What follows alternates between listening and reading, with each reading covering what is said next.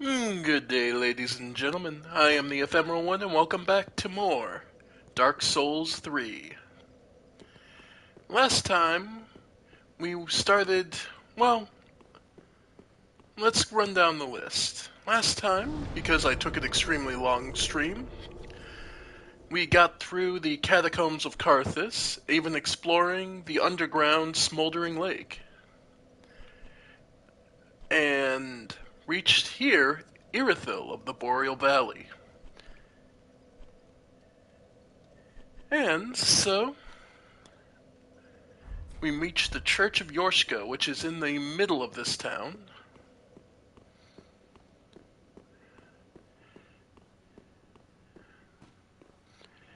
After making a quick sprint here to the middle of the area,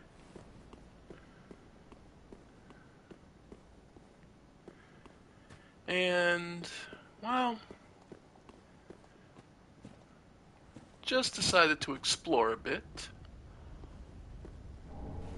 Soul of a Weary Warrior.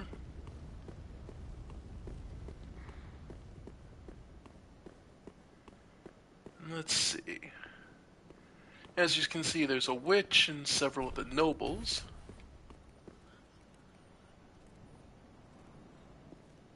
Yeah, that central area is well protected.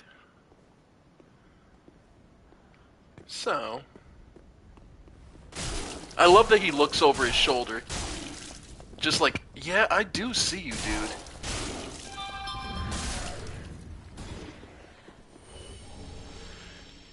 It's mainly a trap so that if you do honestly go,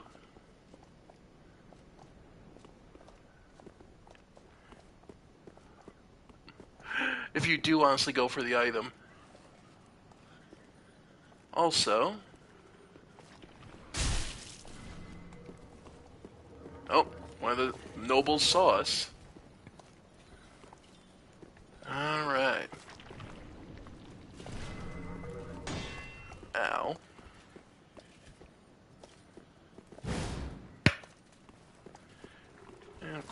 And he's more content to just fling those damn dark balls at us, so...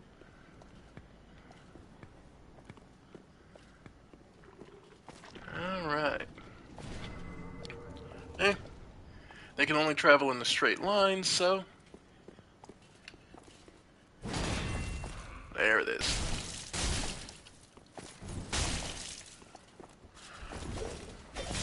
Yep.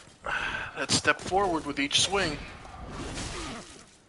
And the fact they have a pretty much unlimited combo when they want to. Ah, their armor. Surprised we managed to get it already. It's pretty good, actually. It's heavy,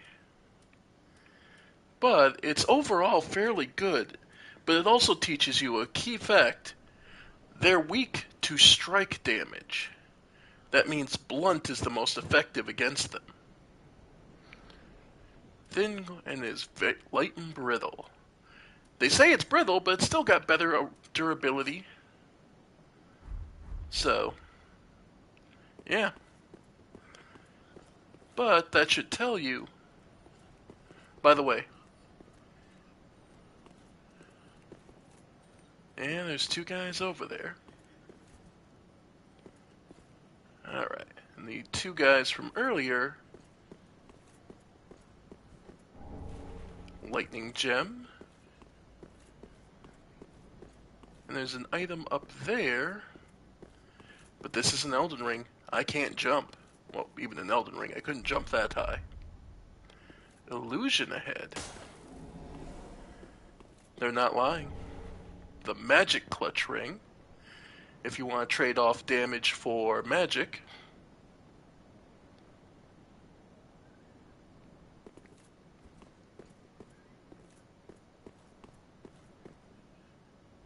Alright.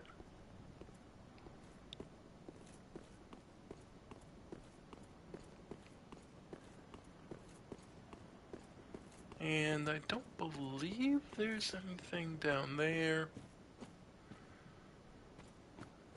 That's the path we traveled to get up here.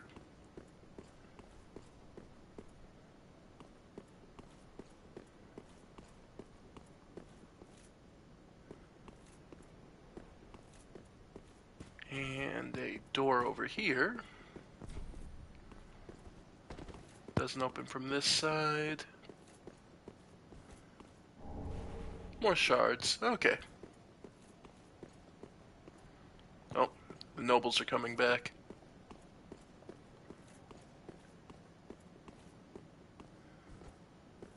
That's one thing. The Pontiff set is actually fairly decent for its weight.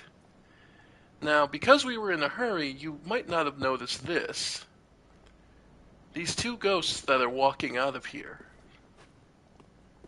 Note, there's two of them. We saw only one before. But now there's two. And one actually has a far more feminine figure, where the other is far more masculine. A pair, a man and woman, departing from this church of Yorshka. Wonder if we've met them.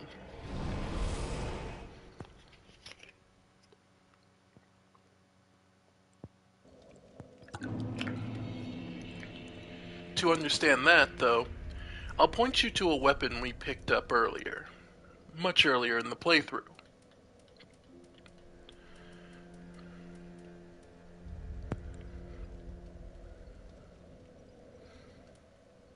Where is it? There it is. Great hammer wielded by Vort, the Outrider Knight of the Boreal Valley.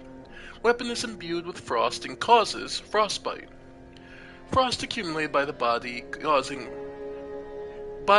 frostbite, which saps one's health, lowers absorption, and slows stamina recovery.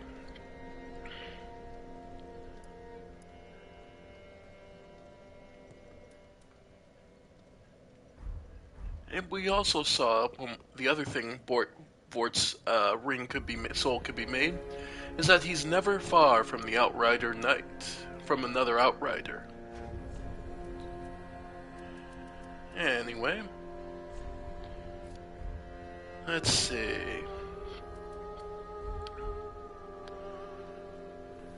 We haven't almost enough for a level. Yep. And let's see, anything we can improve health-wise first. Just wasn't neat. Let's see. Oh, our straight sword. We finally have enough Twinkling Titanite. Or we could go for the Black Knight sword. Well, the Irithyll straight sword is definitely our main weapon of choice, so that's definitely one we will be keeping. And then we need Titanite chunks for that. Alright. Oh, but we have enough shards to at least get the Drang hammers. And only need 2 more larges to make them up to +5. Pretty, I don't. And like I said, one thing we just learned is these hammers would actually be somewhat effective.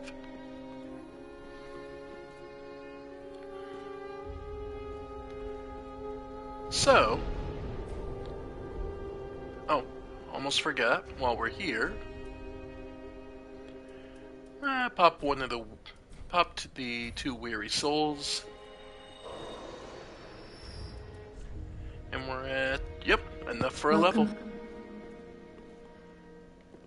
Welcome, host.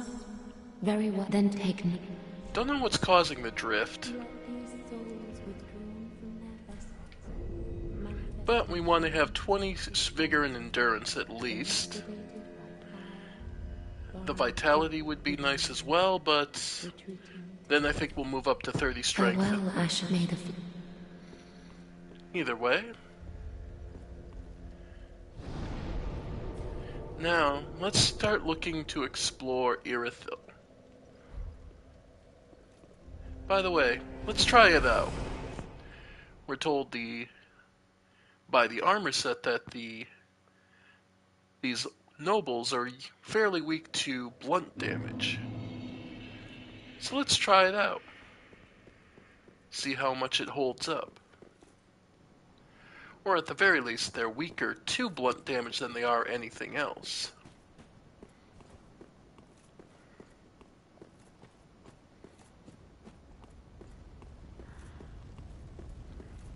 I suppose it makes some sense. These warriors were obviously more focused and used to fighting.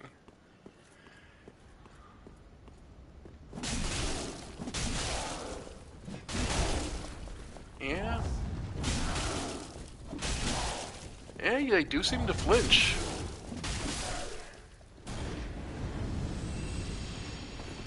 From every single swing of our weapons, so...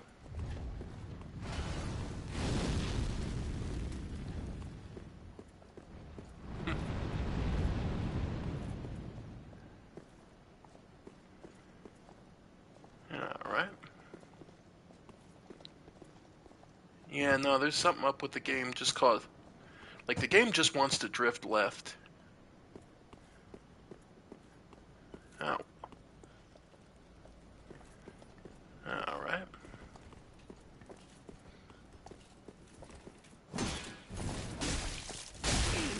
Yeah, no, they flinch pretty bad from every blunt damage. That's not bad, actually. Yeah, they flinch pretty bad from blunt. Alright. So I imagine if I imbued a good blunt damage weapon with fire, we might have something actually to work here.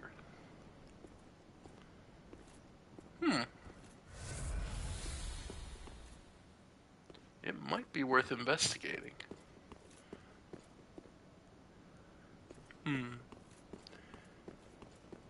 Now let's see.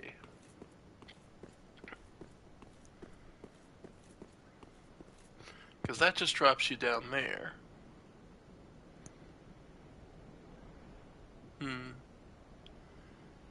And that looks like to be another path up. Well, we can try it out if nothing else.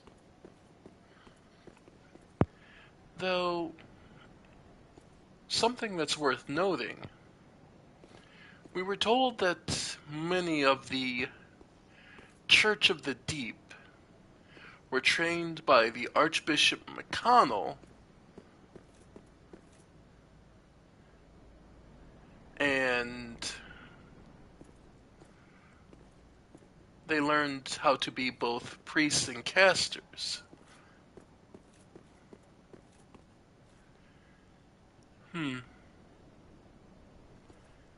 Now, what's interesting is this prayer site.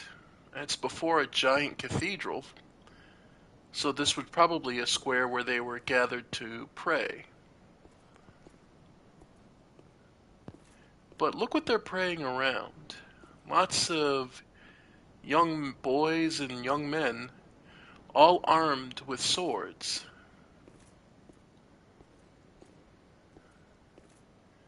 So this was a place for warriors before they were sent out on their journey. So, at least that would explain the ghosts we see here. An obviously male and female figure. They were sent out. They're fairly tall.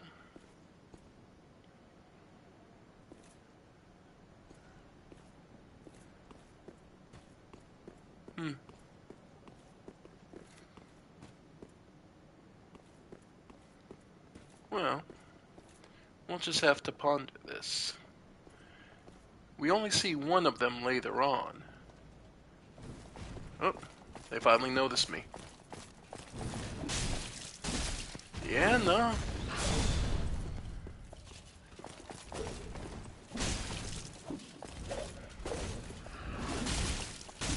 Yeah.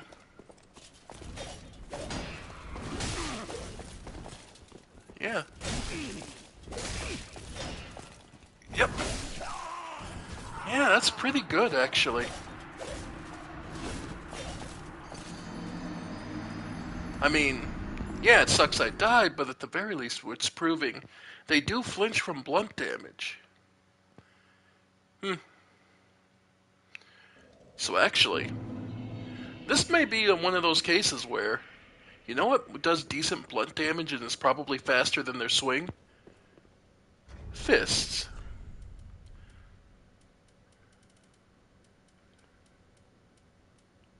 Just for testing theories. Yeah, we do have a cestus.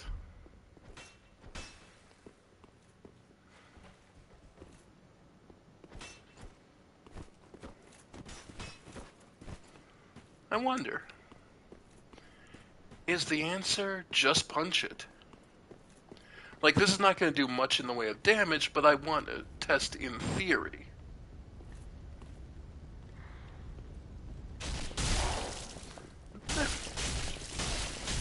Yeah. Yeah.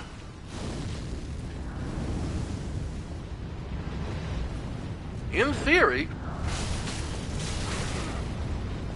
if you had a properly leveled up cestus, maybe imbue it with fire? Huh.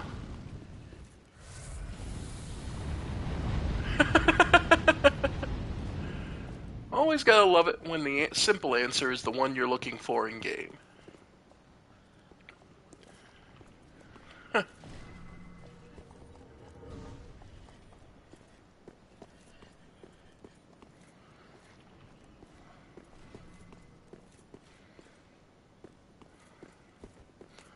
So yeah. And bear in mind, again, this is a raw cestus, completely unupgraded, no infusion.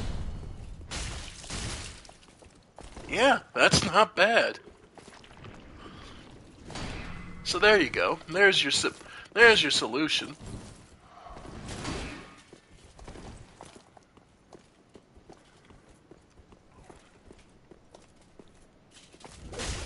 Yeah, you punch faster than they strike, so yeah. You can bully them by punching them. I mean, it's still dangerous, and you want to isolate these guys one by one.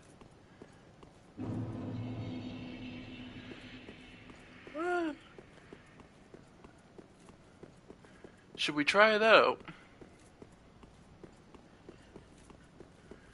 Alright, why not? I got 7,000 souls. Let's go infuse these fists with fire.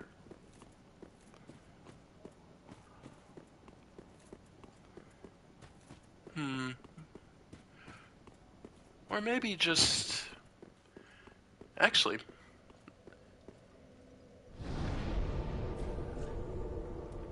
Let's try something out. Because I believe we still have a refined gem on us.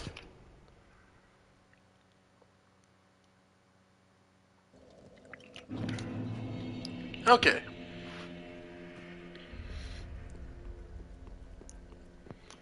It's worth a shot. Plus, experimenting's half the fun of this game. Ah, 'tis good, wasn't it? So, infuse weapon. The cestus. And if we give it the refined gem, it just improves what its bonus is already. We lose, like if you'll notice here, we lose 10 points for direct damage, but pick up an additional 14 for the scaling on our weapon into a skilled cestus. Then, we just need to reinforce it. I got plenty of regular Titanite shards. Alright. Pretty, I go. So, what does that put us at? 191 versus the Hammer's 163. 239 on the Wolf Knight Greatsword, and 243 on the Straight Sword. But the damage output on the cestus Let's try it out.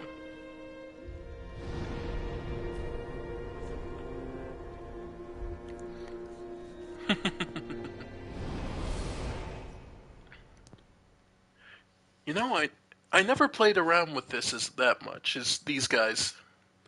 Because part of me is just hoping they drop the rest of their armor set.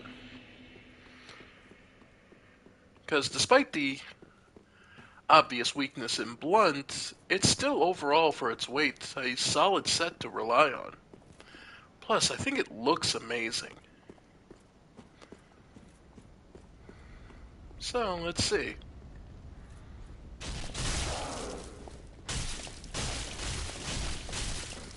Yep. I think that went pretty well.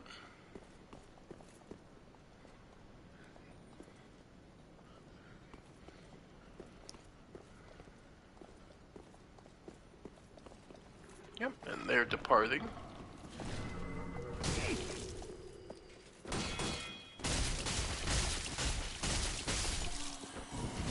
Yeah. Never underestimate the power of the simple solution. So yeah, if you're having real trouble getting through these nights and getting up to the second part of the game, yeah, come out here.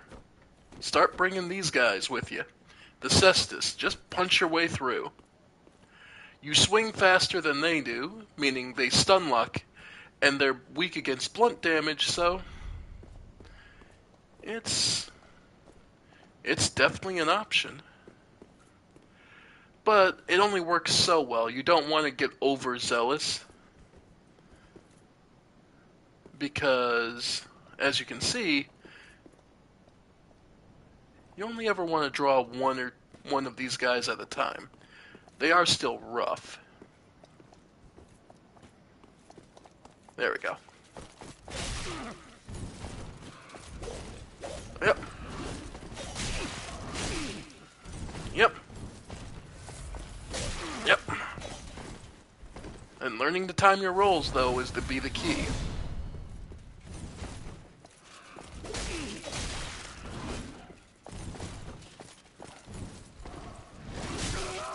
Yep.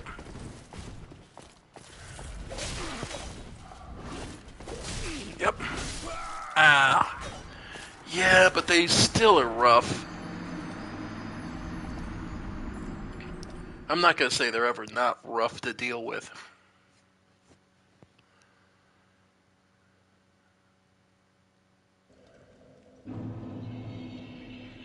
Alright. Let's see if I can't grab my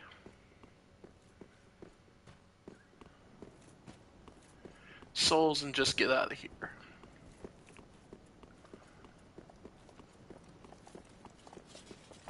Yep. Yep. Yep. Yep. Yeah, I was just trying. I was hoping to be sneaky.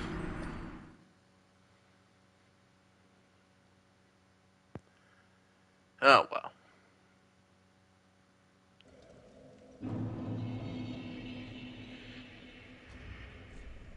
So, that's just one. Alright, so moving on. We'll head back to using our straight sword. Though. And yes, I did die a bit on purpose, just to make sure I'm not embered, because I don't like getting invaded.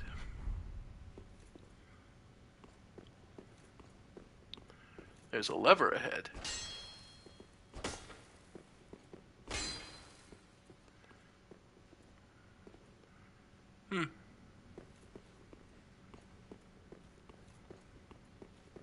We'll have to figure that out, but there's nothing we can see there at the moment. In the meantime,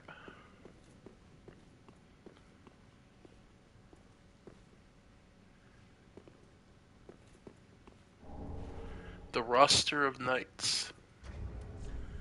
It's an online play item. Yeah, you can check who the Dark Moon Knights are.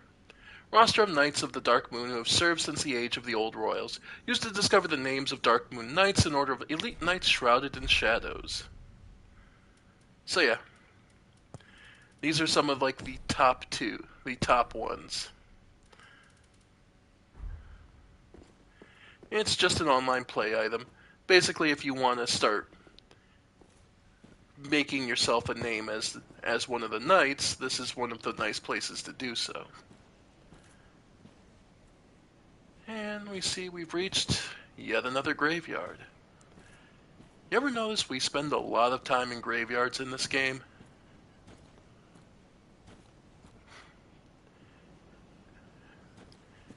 And this area is here mostly to teach you about a new type of enemy.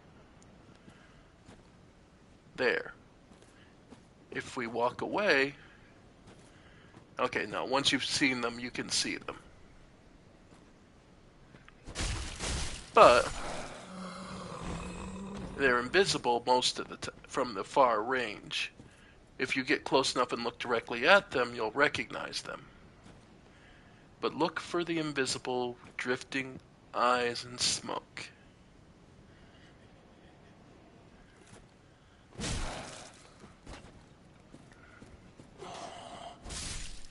Though note, the poor wretches are poorly dressed and desperate. They're looking to take advantage of when you're not looking. So, you'll have to be aware. Though that's easier said than done. Though interestingly, here at a particularly large grave is a figure hunched over. And here we see a red-eyed storyteller.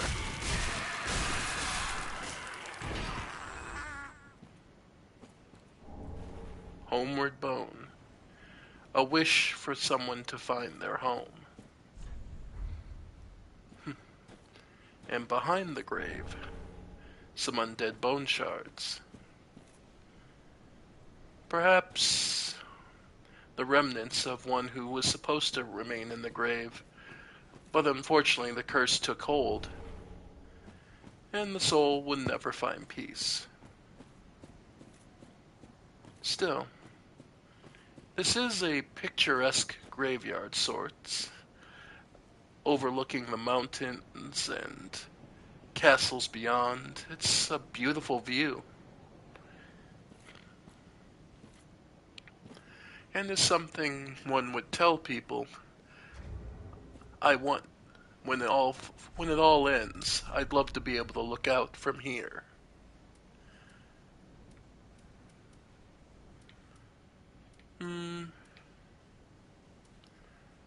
Yeah, we can go to the Lothric set. Note that the downside to it doesn't look great. How about the gloves? Can we do any longer ones? Like, I know the antiquated ones don't look horrible. Evangelists. Cleric. Brigand, maybe.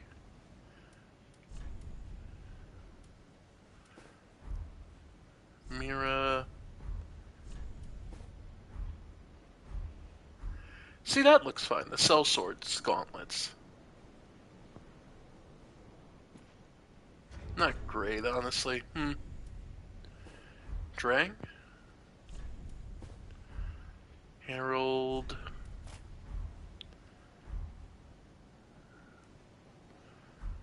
Yeah, we'll leave it as is. Anyway. Now we've learned about these new enemies.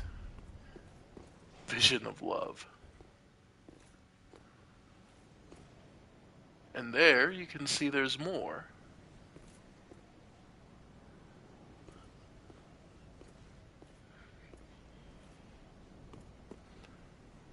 And And yeah, once you move away from them, they don't turn back invisible.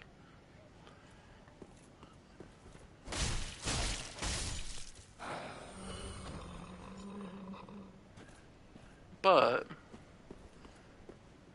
here's where we'll find a bit of a unique enemy. The dogs of Irithyll. Note that their head is shaped all wrong. They have the face of a human, not a dog or a canid of any kind. They're also barely holding together.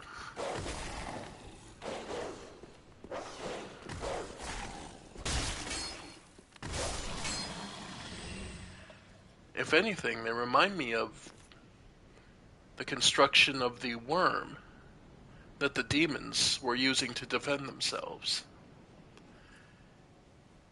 It's like a corpse has been pulled apart and restitched back together in the shape of a creature, but I don't see anything that other than the curse that's holding it together. And a rusted gold coin. Greatly boost item discovery. So if you have a particular item you know you're looking for, that can be very welcome.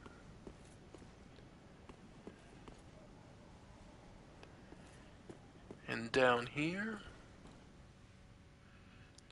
you can already see some eyes in the mist.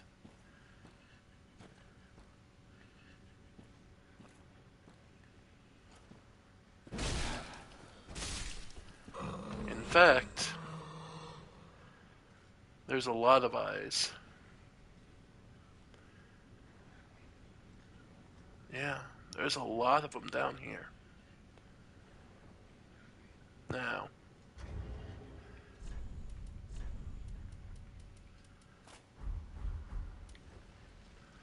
one thing that might be useful that you may forget you have is a torch.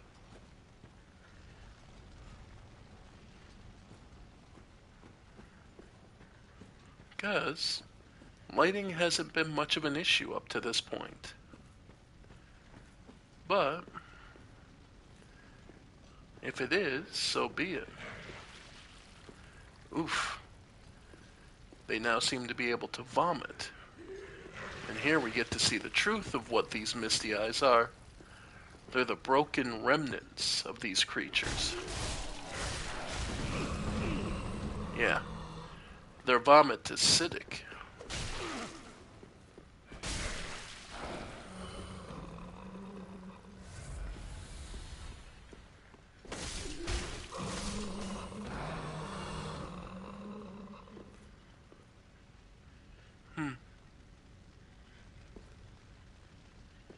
But make no mistake, there are plenty of these fools around. So don't let your guard down.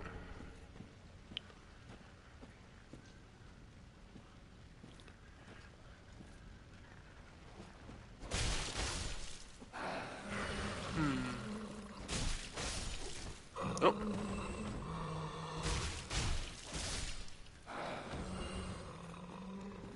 Yeah. Oh. Yeah, do not let these ladies get a backstab on you. They are using daggers, so that backstab damage is actually far greater than you're expecting. Just fair warning.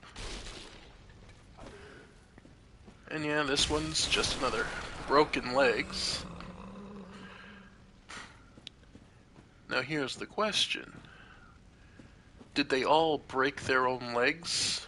Is that a consequence of their living conditions? Or is there something else that's causing them to lose their legs?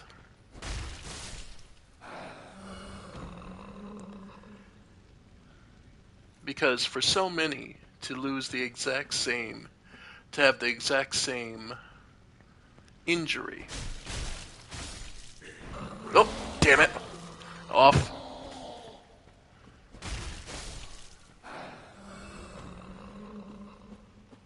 It would honestly suggest that there's something more going on.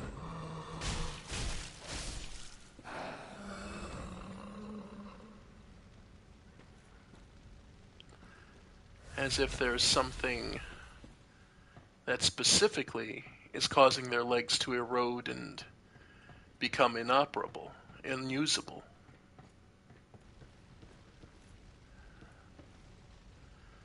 The question would become then, what?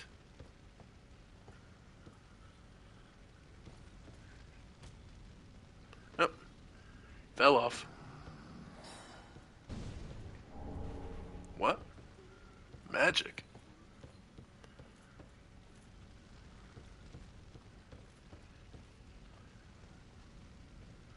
We definitely just heard magic being shot at us, but I don't see anything out here. Huh, looks like a back path out. Well, not yet.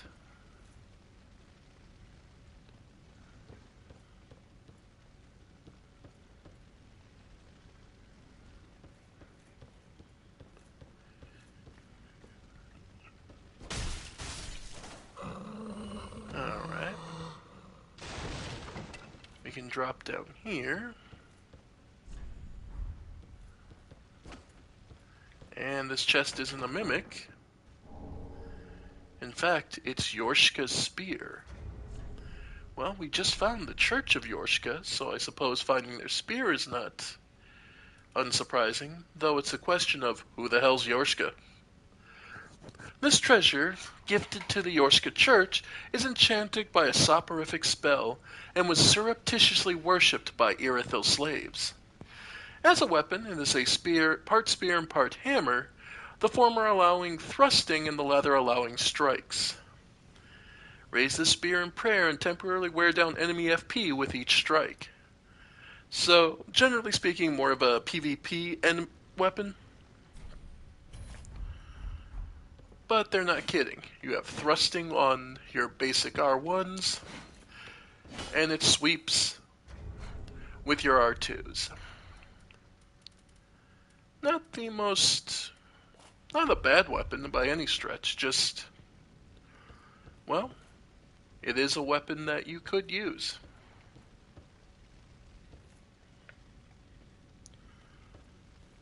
Let's see. So from here, yep, we can just drop straight down.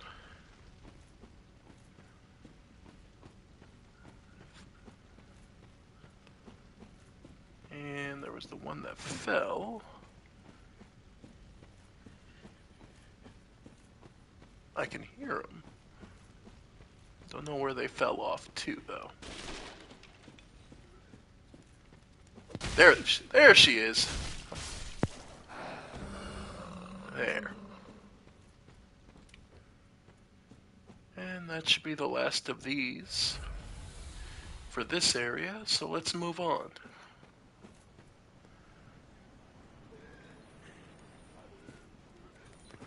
Yep. Unfortunately, their breathing tends to give them away. But sadly, that's just the nature of their poor, unfortunate situation where they've all gone hollow. The city of Irithil, as we see it, there's no living residents left. Everyone's gone hollow yet again. Fog wall ahead.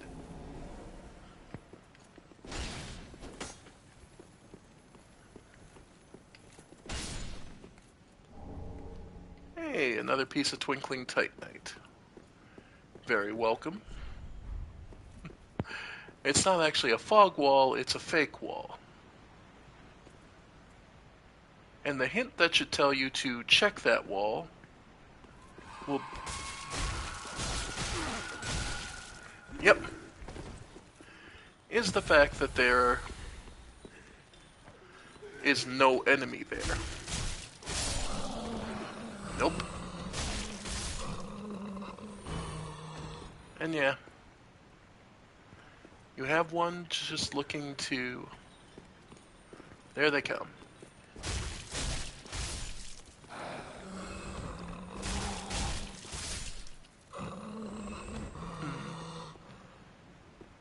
Note, though, the consistency with which we come across.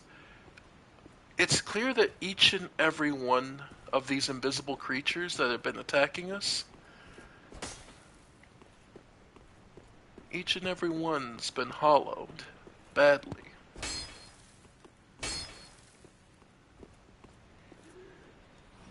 Yep.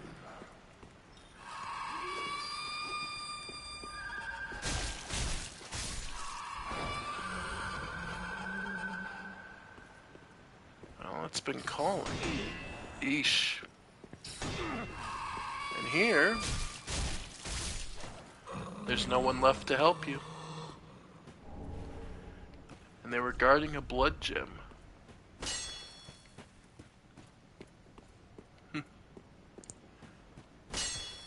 Yeah, no fake wall. So no, there's no real secret.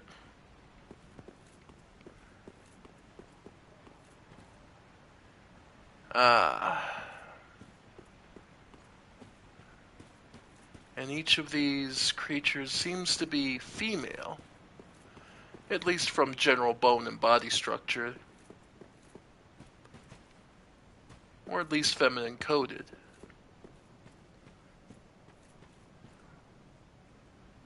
Again, this kind of thing only happens when there's something systemic going on. It's not a one and done sort of thing. Alright. Well, nothing more for it. We're gonna have to just plunge in for this one, because I know of an ambush here. It's one that everyone always remembers after their first time.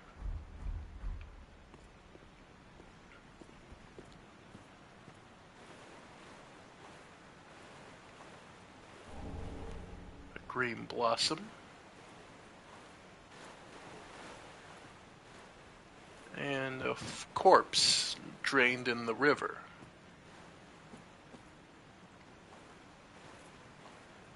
And a corpse in the river, face down in the river.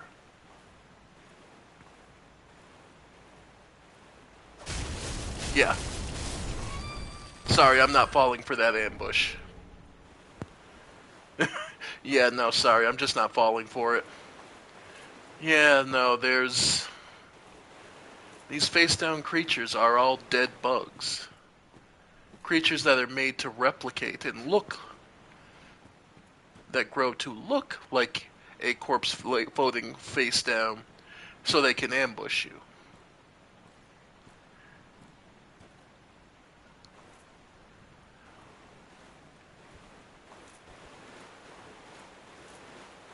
There's also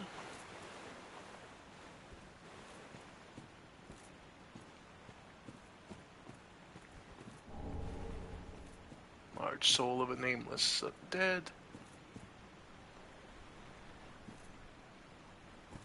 Alright. I'll give you a hint on how to tell.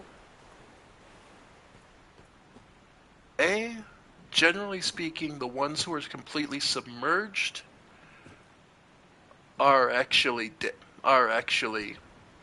dead. Secondarily, if you'll notice, the ones that are alive still move. Third,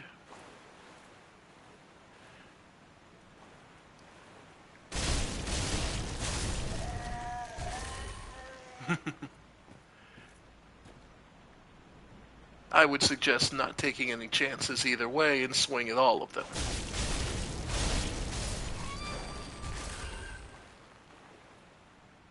But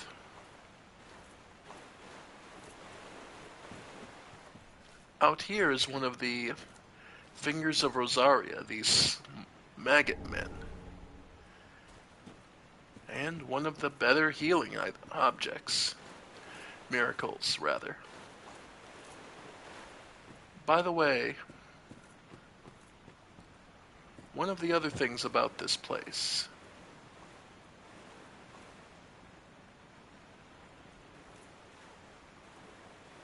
If I'm not mistaken, if you don't kill the bridge guard, I believe he ambushes you out here. And so you'd have to fight him here, where he'd have the advantage of water to fight you. Now, the water conducting electricity was what I'm talking about.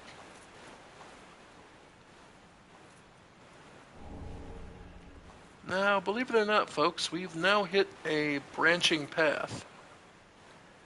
To continue the main thrust of the story, you'll need to go there for this area. However, another place you can go is down over this direction.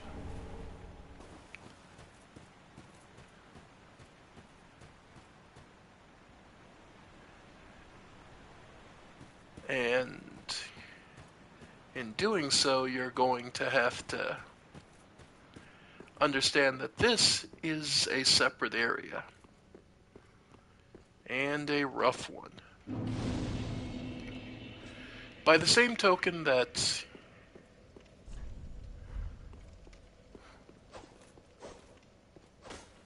yeah. By the way, yeah, there's nothing actually here. It looks pitch black. I'm not going to take that right now, because that way is much more dangerous. But I want you to know, that is one path you can take. But that takes you out of Irithyll.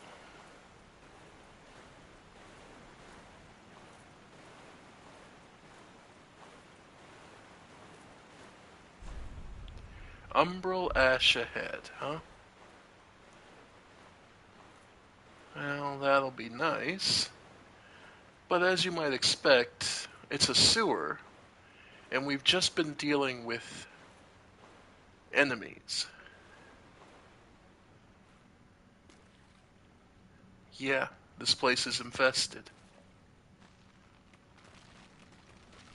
And because we're in their nest, they're not going to be shy as they were on the surface. They're not looking to trap you here. They're just looking to eat. You've walked into their territory. They're not out hunting. This is their home, so they're going to defend it with the ferocity of any animal. Cornered and ready to strike. Naturally, though, it's still a sewer, so dung pies. Now, these creatures, these bugs,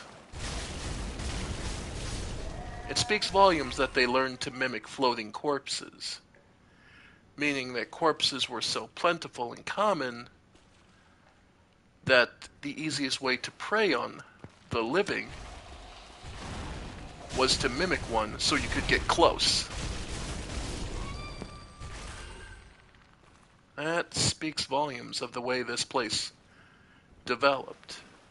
Life was cheap here in Irithyll. Probably the life of those unfortunate, the most of all. Those who didn't have money or connections. Those who were just looking to survive.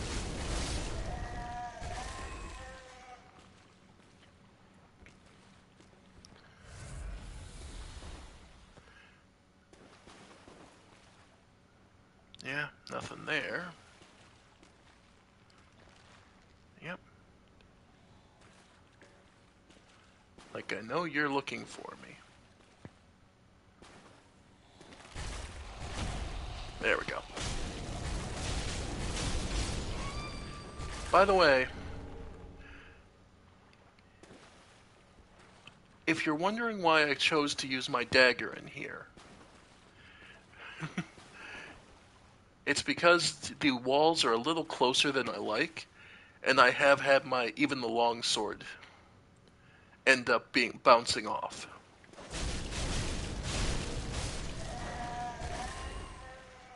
So,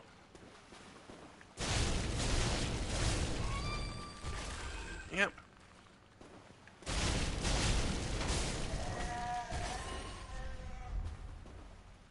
Alright. So, I chose the short weapon because it seems the most appropriate for the situation. Like, even using the heavy hammers because I've seen me bounce off the walls before. So, a simple dagger. It's not much, but in the right hands, it does do some great work. Excrement-covered ashes. Oh, yeah.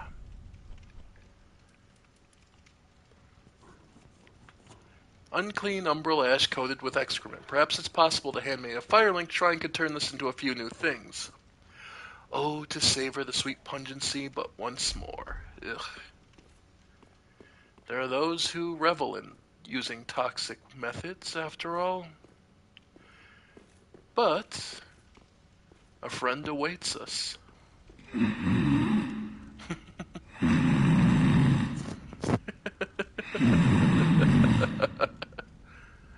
Curled up by a good fire. Here in the cold, it's a small pleasure. And he has plenty of firewood to last him a while. Excuse me, I must have dozed off. It's rather warm in here. Well, hasn't it been all too long? It's good to see you. Oh, I seem to have missed my chance, so I, Siegwart of Katerina, offer my deepest gratitude and a little surprise to go with it. It's all yours. Emit force. A favorite miracle of many people. I know. Won't you join me for dinner? Oh, I make a fine Esther soup. I've got some stewing right now. Even we undead deserve a little normalcy from time to time. And finally, upon this rendezvous, let us make a toast. another Siegbride. To your valor, my sword, and our sworn duties. Long may the sun shine. Long may the sun shine indeed, my friend.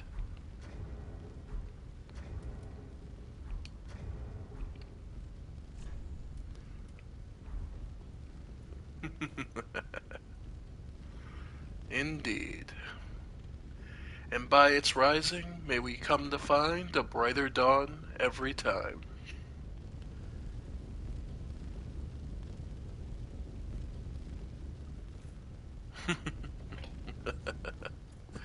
Alright. And yes, there's some Estus soup if you need some healing.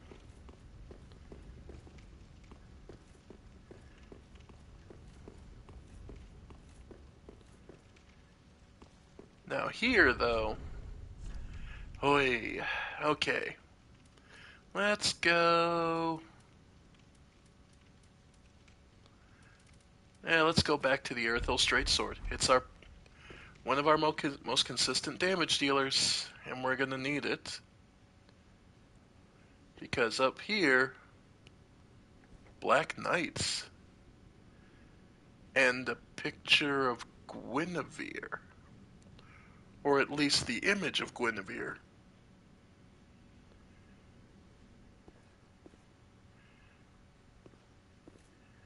Yeah. The rug even looks familiar. The pictures. They're all taken from Anne Orlando. Even the knights are from Anne Orlando. Because I'm willing. That's the winged helm of a silver knight.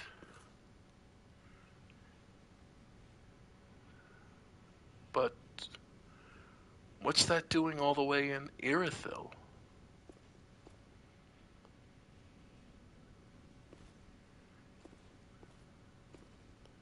These are all Are these all replicas? Or were they stolen from?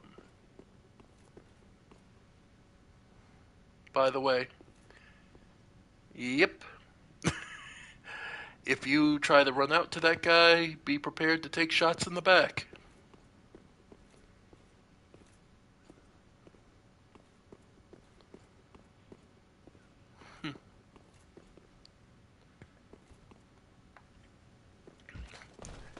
And yeah, these are in fact Silver Knights. And yes, Silver Knights in this game have had a bit of an upgrade.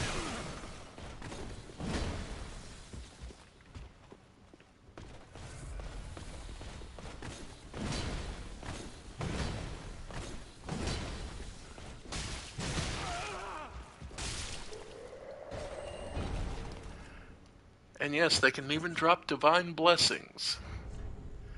As nice as that is.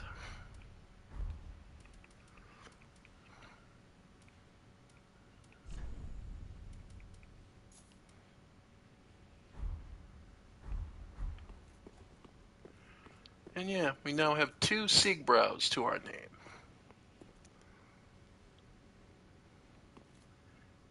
And yeah, try not to get shot more than you gotta. That leads you up. I believe this leads you out.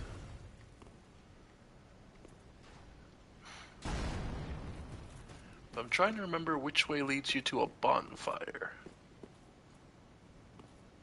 I think this way does. Oh, and here's the dogs that several people believe are so nightmarish. And they're not wrong. Yep, yep, yep, yep, that's the problem with them. They tend to get around you, so they tend to just bypass your shield, basically.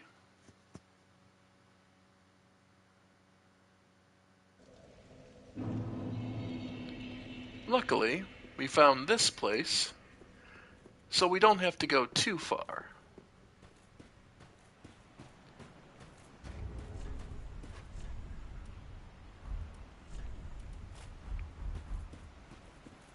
So, but yeah. This area especially gets the bad rap because if you don't kill the guard dog, you have to fight it down here where its lightning attack becomes worse.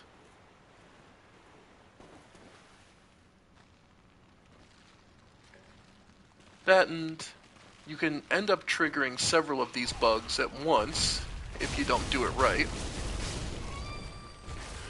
So, a lot of people end up trying to just rush through and end up getting swarmed. So that's usually what this place gets a bad rap for, is people's rushing themselves. And yeah, green blossoms. If you want more stamina regen, that's a way to do it.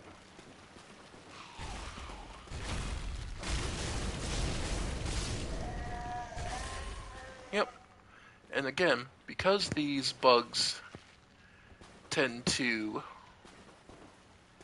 rush on top of you, the lack of range on the dagger is not that problematic. And there we go. And Sigurd's gonna relax. Have you heard? Somewhere, hidden right here in Irithyll, is a deep dungeon, and even below that, the profaned capital, home of Yorm, the reclusive giant lord. That reminds me, I've a grave promise to keep. Oh. Oh. Well, the only thing to... And he goes back to sleep. So yeah, there's that dungeon we found.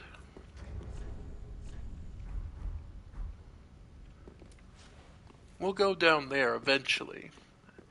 And our good friend Sigurd just told us where it leads. The profaned capital. Well, we'll go there eventually. Oh. I thought the Silver Knight respawned.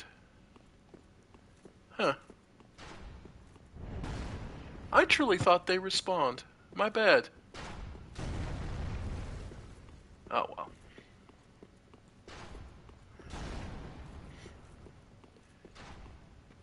I guess it makes sense. Silver Knights were,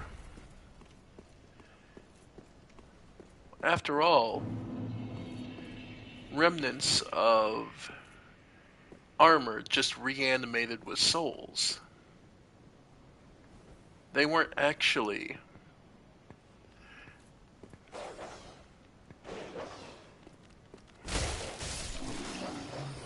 So it would make sense that someone would try and steal them from the place.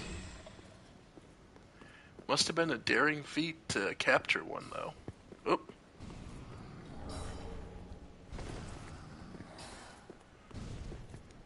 And yeah. Casters.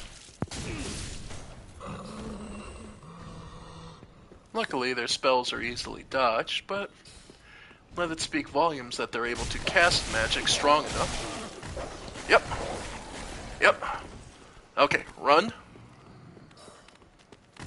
Yep. Ah.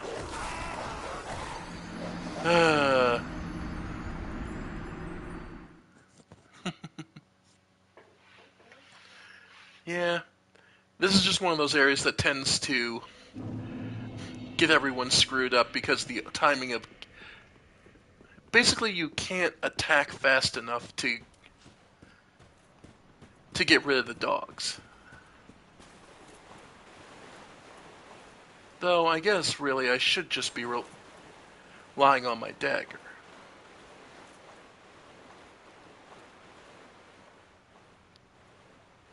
Hmm? Alright.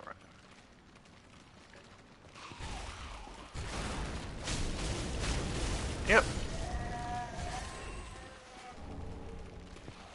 And yeah.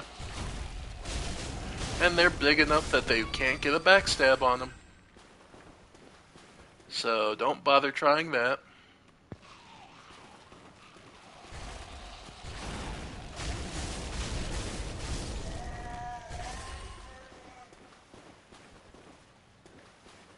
Just take them one at a time. Let them come lunging for you. Unless they start to do this setup attack that basically is just them vomiting.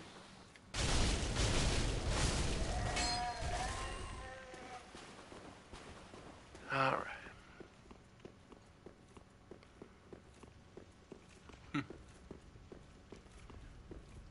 Alright. But yeah.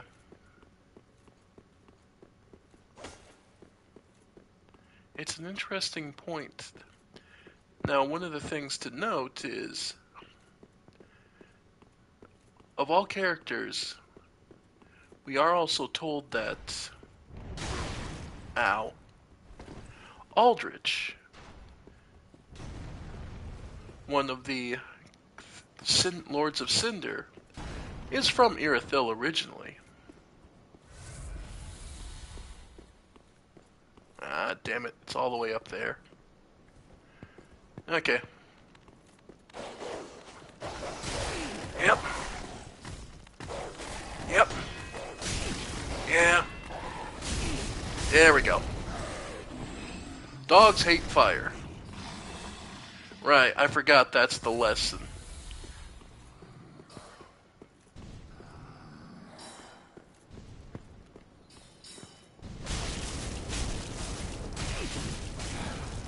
Yep. There we go. Okay. And the dogs.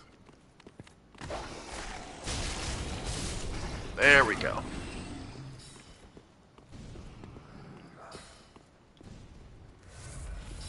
Yep, and the second one.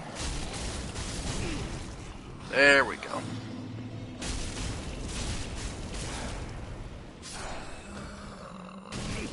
Ow.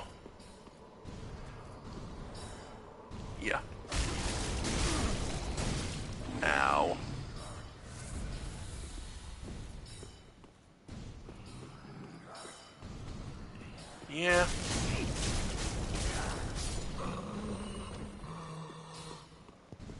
Good grief.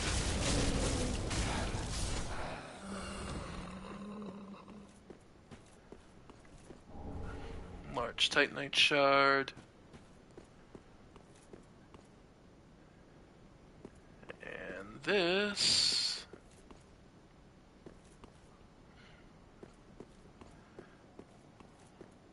brings us to one of... And that's a lot more ambushers. So if that's the way forward, seems likely this would be a shortcut. And in fact it is.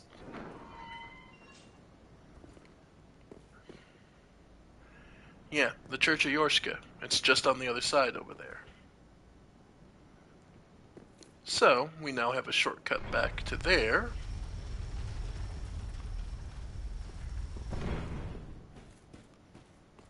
A way forward.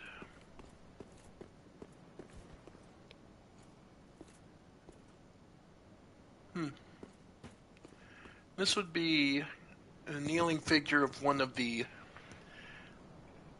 rulers before they went hollow. The crown's the same as the one that many of them use. So it was a depiction of... Actually, with the bowl in front of fire, maybe it was a bit of an offering? Or simply a gathering place for those of like-minded to gather and pray or converse.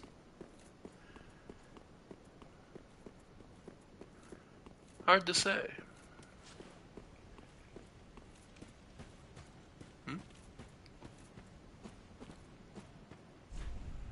Item ahead, but pointless.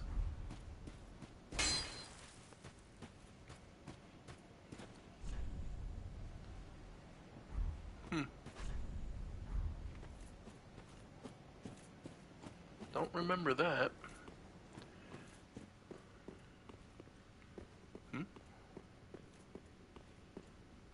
Yeah, and these just both lead out. So, this upstairs area where the Silver Knight was.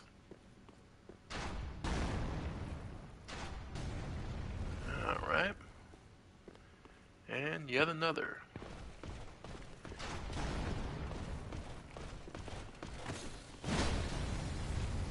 Nice. But yeah, Silver Knights.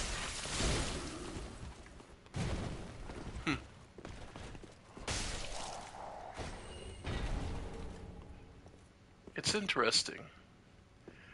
They're here in Irithyll. That means someone had, if nothing else, the understanding to capture these guys. Yep.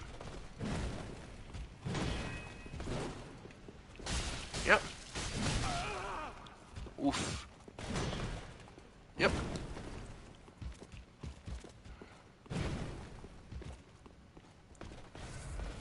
Okay.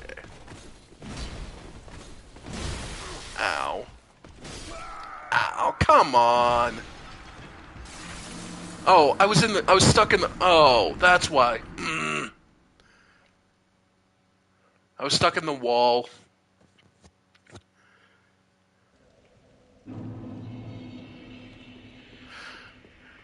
Oh well.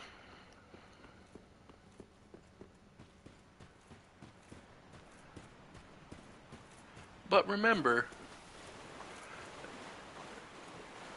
that means there's also going to be a fewer knights there now. Means the quest to get back to my souls should be pretty simple. A lot of people complain about the run back, but you'll notice you build up a good number of souls pretty easily.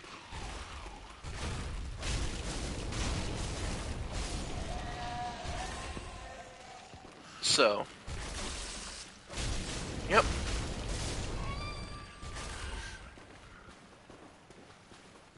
And that's one of those things with this game and world. You have to remember, you have eternity to win. You're one of the undead, the unkindled, take your pick. Your victory is inevitable, if painfully won.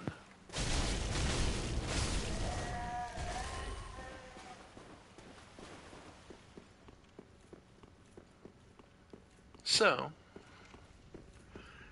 just take your time, breathe, and try not to get too upset when things don't go your way.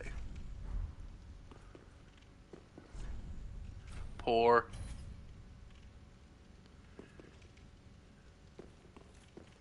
Woman required ahead. Ha ha ha ha, women do dishes. Sorry, ugh. What can you say? Humanity is going to be like humanity.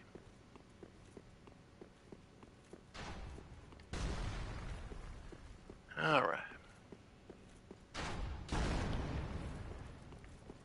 And there's our souls back. Yep. Ow. Good grief. First blow. First goddamn attack of his. And I fuck up the timing. Alright.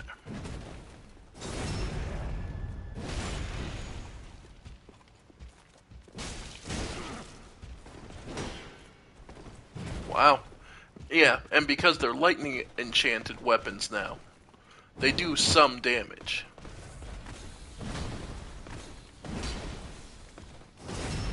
There we go.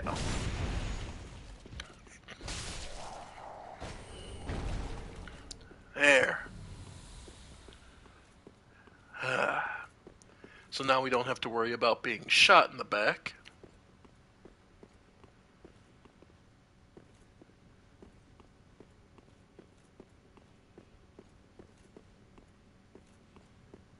Alright. Number 2 or number 3 for starting from closest to furthest. Give you a sec to guess. Which one's a mimic? Alright. Got it in your head to see whether you were right or wrong? Number 1 is not a mimic. Number 2, nope. And number 3.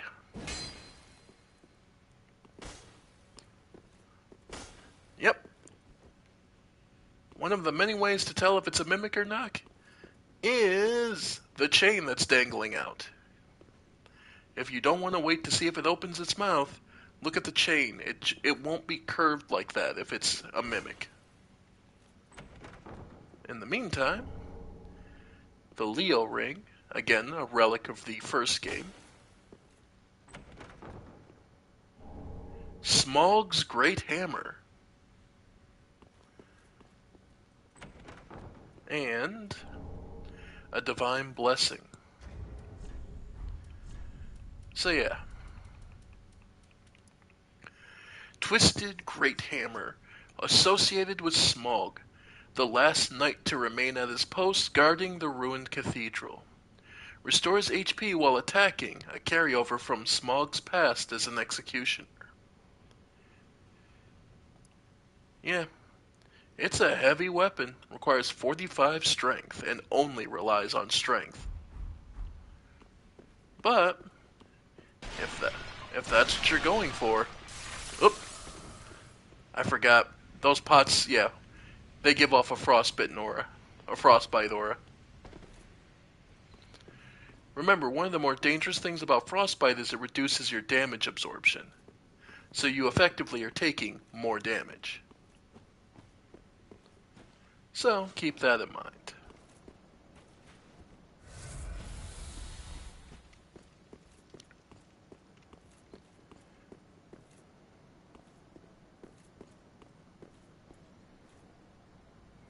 Yep, here come the dogs. And again. Dogs don't like fire. which is the key to your victory here.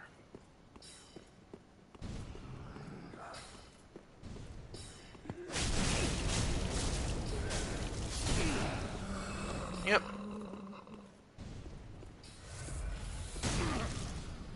Alright. Come on, where's the dogs? There they come.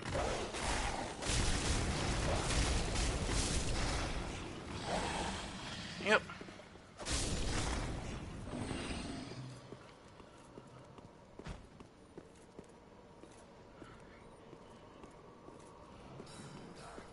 Yep. And by the way, yeah, she just stopped shooting at you so she'd go more invisible. Because when you're close to them, they stop.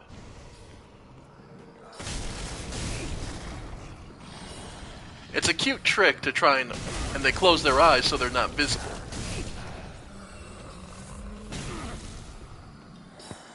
It's a cute trick they pull.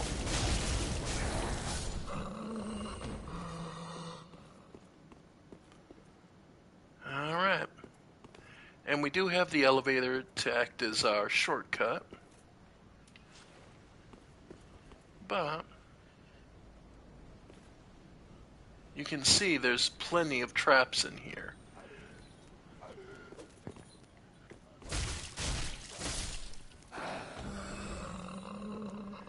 More of these invisible enemies.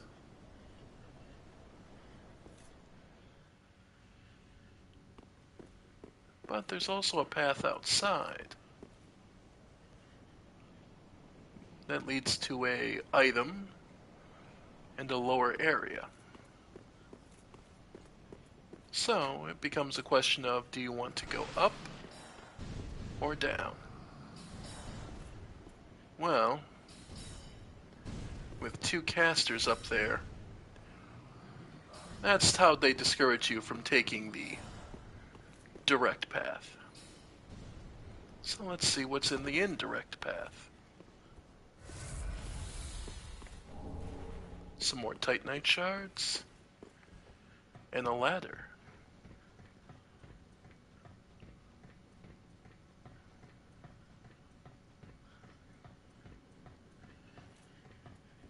That brings you up behind the casters.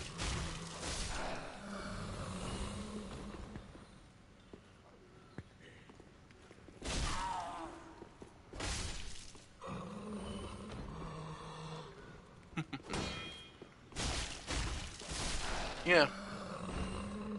So the solution in this case is to take the indirect path.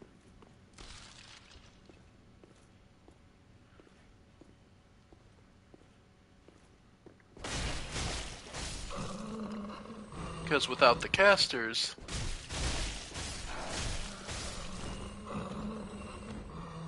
this group is not so bad. Just remember, there's more of them than you think there are.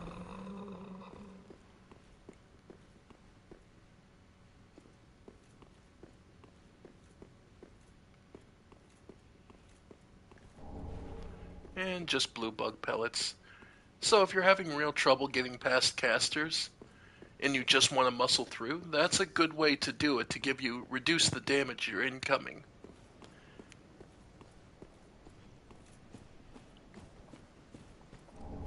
Soul of a Weary Warrior. And... right. Yep. Yeah. I'm just gonna run past these two.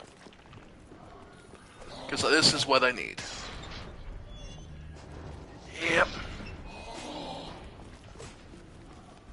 Yep. Because that, ladies and gentlemen, is the other shortcut from the Church of Yorshka I needed. And this is just going to make life easier. So, with that shortcut unlocked, we have no need to ever take the lower the longer path. And the two knights at the very top are annoying. The scythe one especially. But Welcome host speak. Very well. Then take. Let these souls withdrawn from Yep. their vessels. extra. Just need one more point, and then we're gonna start pumping some strength and dex again. Farewell, Ash of May the Flame. All right. Have The excrement. gracious. Let this. I only hope. So we now have access to. Let's see. Of course, dung pies and stock dung pie. Turns enemy toxic, but also affects user. Ugh. Let's see. Trying to think of anything else that would be useful. The exile set. Another life ring. Yeah, we're good there.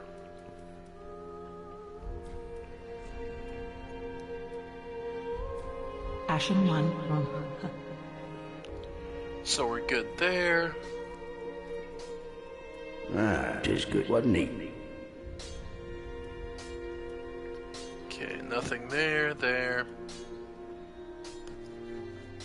Do I want the Black Knight sword? It is just overall good. Yeah, because we're gonna need 8 Twinkling Titanites, so Pretty me, I go. that's gonna take a while.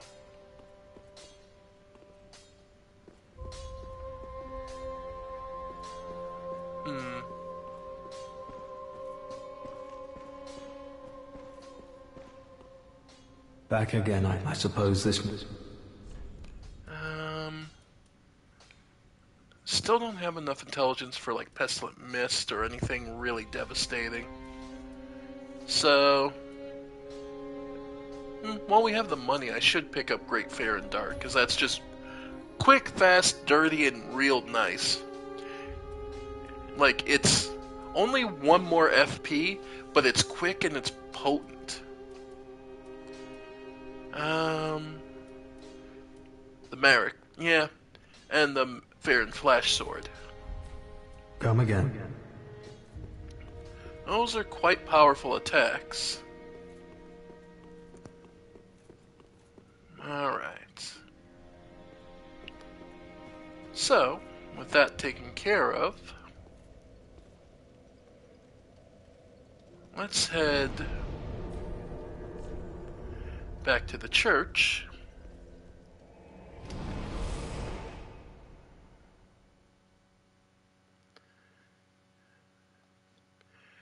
And open up that, and go through that shortcut we opened up.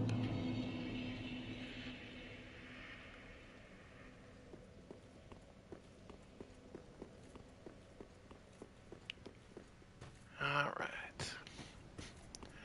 Which should make things much easier to deal with.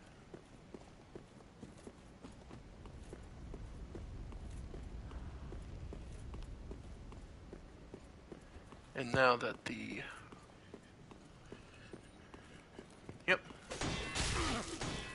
Okay, I forgot there's 2 of them.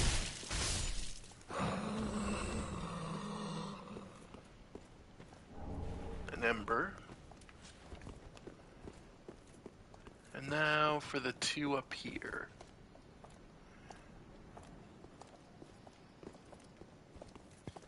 We finally reached the church at the top.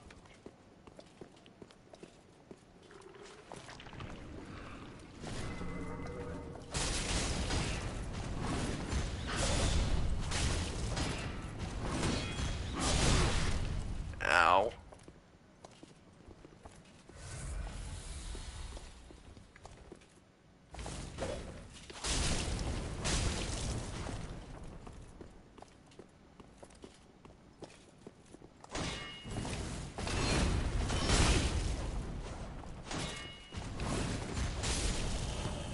There we go. Hey, they're gauntlets. Nice. Alright, I have to remember my knife does... This is a knife with quick step on it. Because quick step makes life so much easier to deal with. Like they say, especially if you're locked on, just quick stepping to the side of most of their attacks is extremely effective.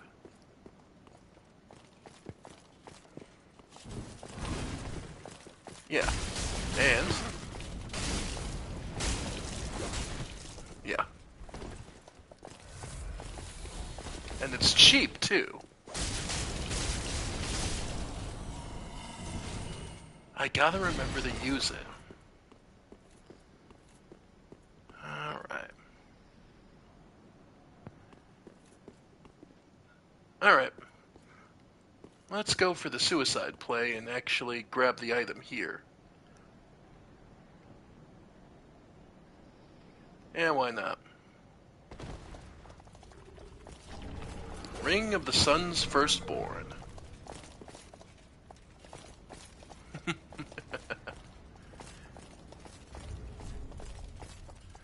For those curious,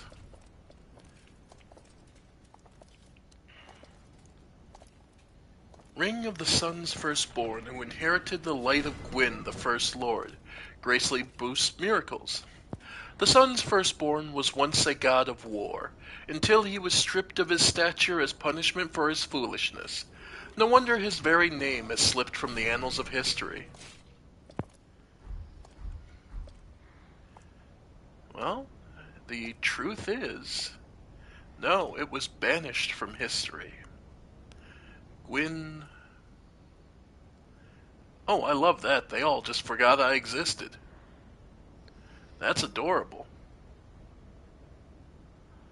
Huh. Okay. Yep, just gonna...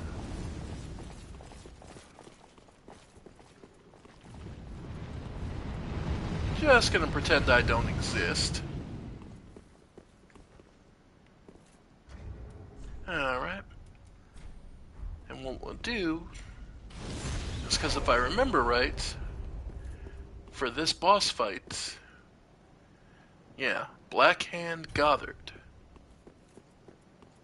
And I believe...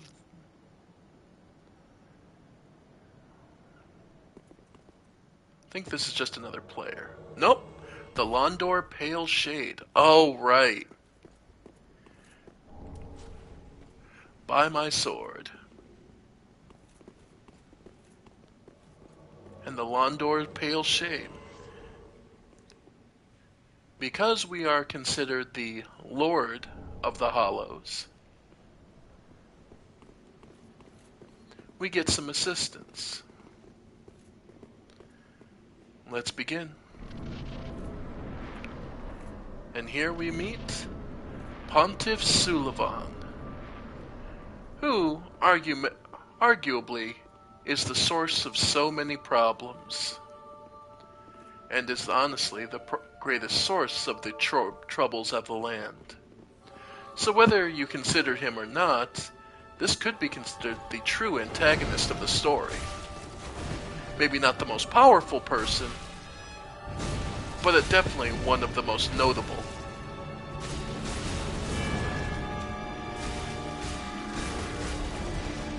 Yep. And it seems like much. He's armed with two swords, one of dark and one of flame.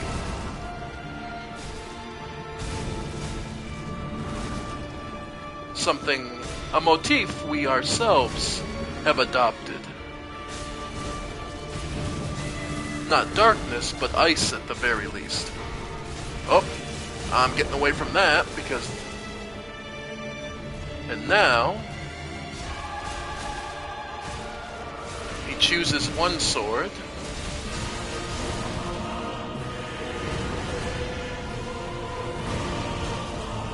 And is quite devastatingly damaged. Yeah. Now he starts summoning clones. which is one of the real reasons I brought backup, is because he gets backup. Yeah. Yep. So on a one-on-one duel, nope, that can happen and kill you pretty much instantly. So make no mistake, there's a reason I don't stick for any kind of honorable combat with Suliban. The man's not honorable in the slightest. He's here to win. But though the trouble will outlast him, Pontiff himself is now no more.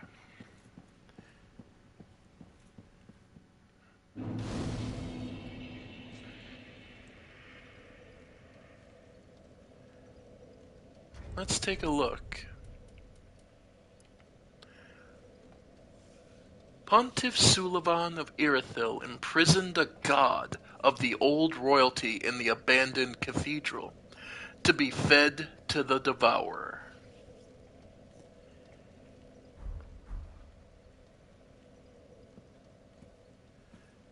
Suliban was capable enough to trick and trap a god.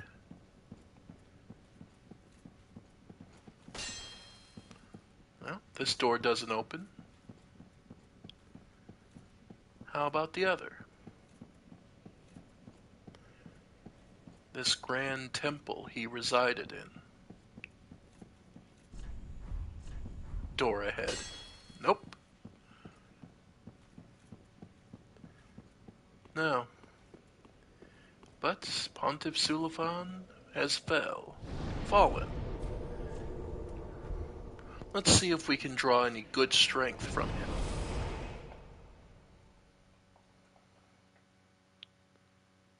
Oni Slayer, great arrows.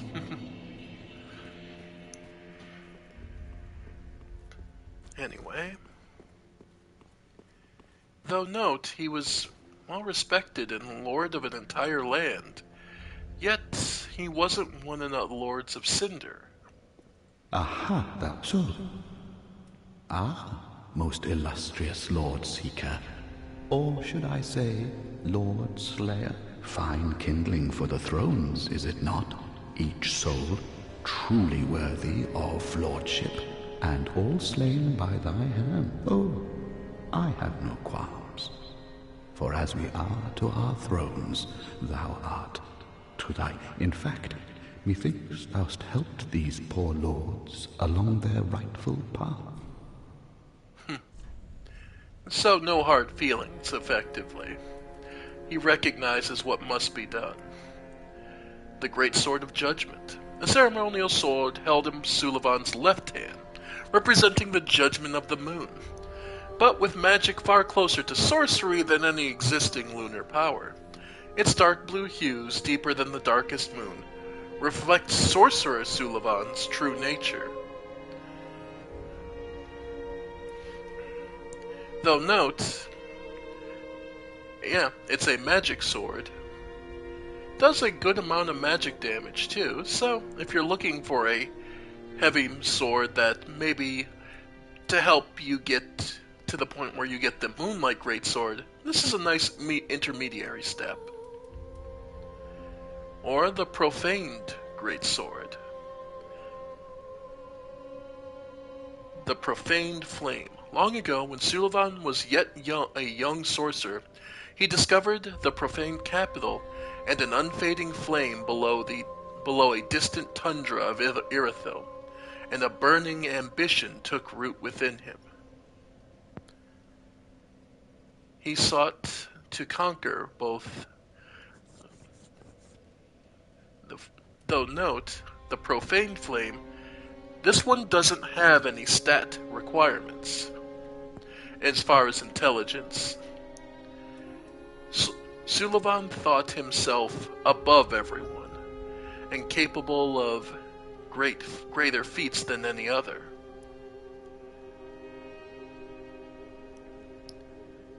Lunge forward and use strong attack to enshroud blade in flame. Well, we might as well. It's the one we can use, after all. Now. So, let's take a look at this.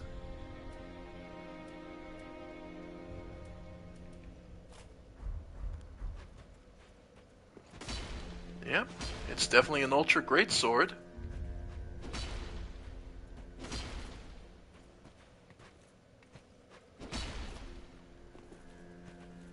And it's a skill.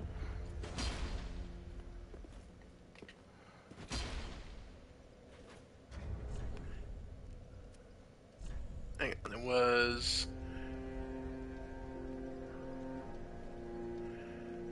lunge forward and use strong attack. Okay.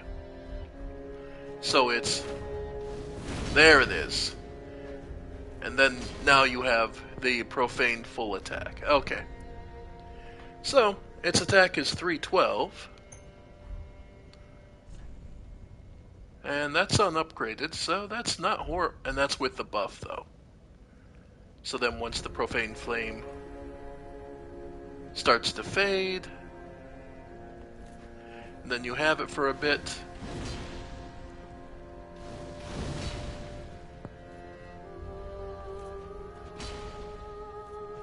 Yeah, it's a heavy weapon. Yep.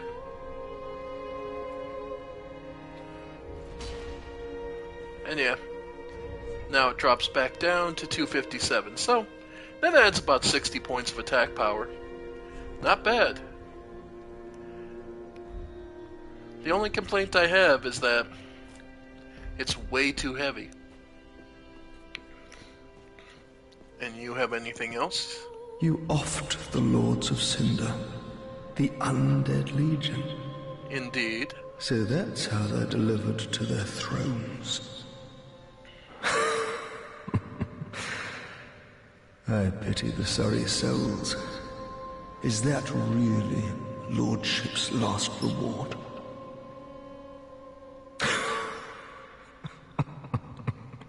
Feeling survivor's guilt? I failed to thank you for helping them find their final resting place. The confirmation that he is, in fact, one of the Undead Legion, or was at least. Reduces skill, FP consumption. The Abyss Watchers, for their hunting, required a sword technique that went beyond any existing art.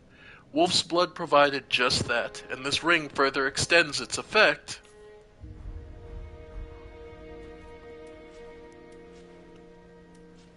So, I can dash for days, people.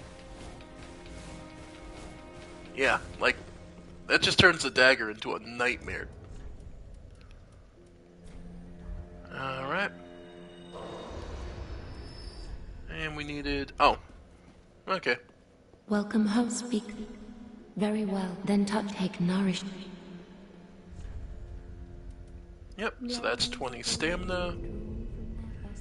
Alright, so now we'll start looking at probably 30 strength and dexterity. Farewell, Ashen, may the flames. Alright. So, we've reached Pontiff Sulivan, and another way to go is still the distant manor. And the profane capital beyond.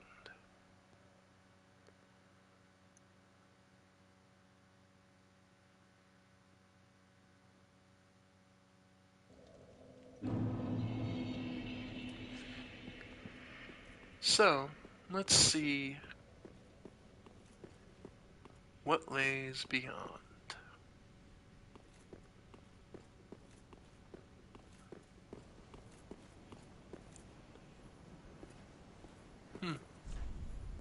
No bonfire ahead. Yeah, this is one of those stretches that you kind of regret there's no bonfire in between, but you'll see. Large Titanite shard. Try jumping.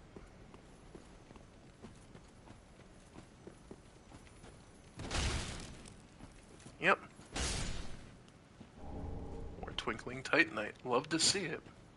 Though I'd love to be able to get it beyond just a single piece at a time. Yep, and invaded.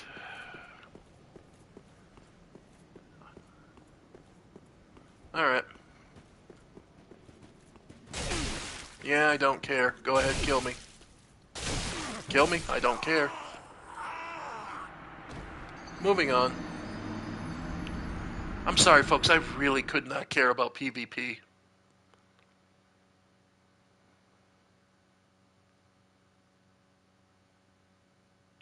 It is easily the most boring aspect to this game to me.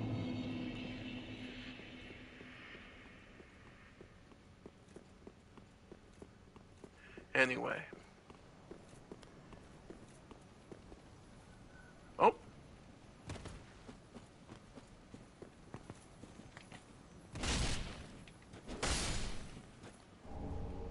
Oh, nice. Another piece of twinkling.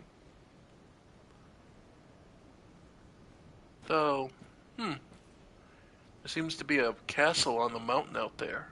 Huh. Seems to be a motif around here. A mountain with a castle. Well, at least you can see your neighbors. Getting to them's probably a journey and a half, but hey.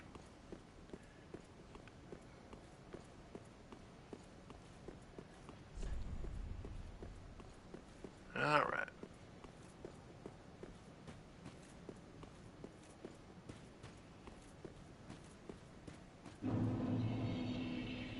Now, here's the thing. These guys are all still awake and aware. You can hear them sleeping. The giants are just resting. Whatever labor they did. And beyond, I can see at least one guy. Well, let's fall into the trap. How bad could it be?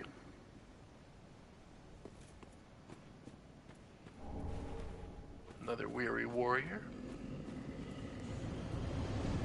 Oop. Hey, pricks. More clergy.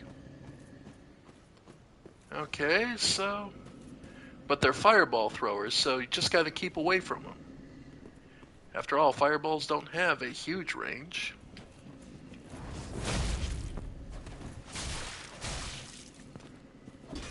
And yeah. Hey, this guy's using a pair of... was using a pair of the Drang hammers.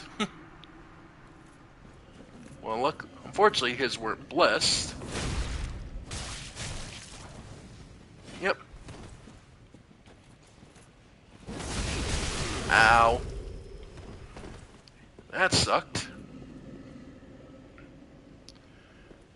Okay, come on. Bring it. You spear-wielding prick.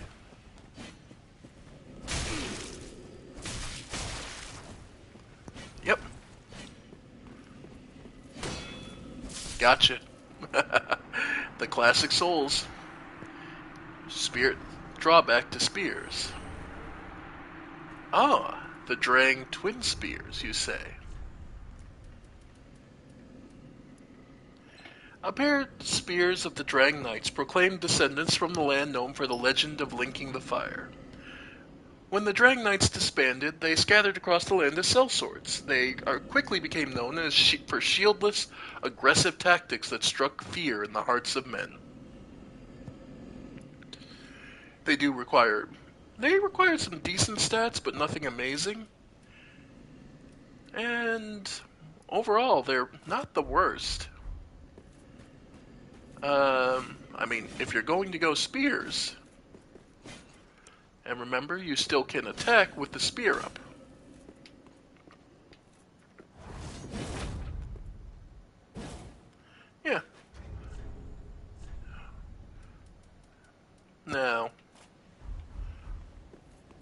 And of course the twin ability to wield two at once is quite nice.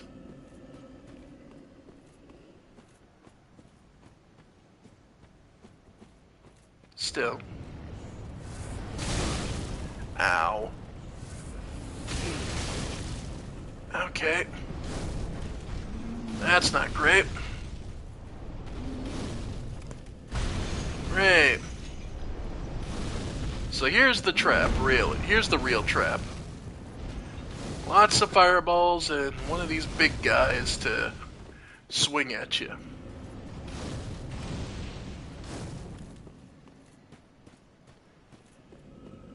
Yeah. So, the answer is to come this way. Get away from where they're going to be able to shoot you from.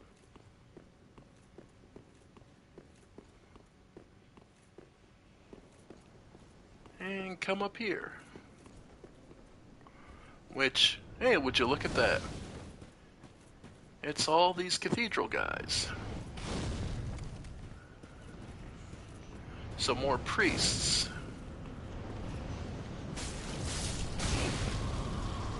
Alright, well, we cleared the Deacons of the Deep, so you guys can't be much of anything. Wow.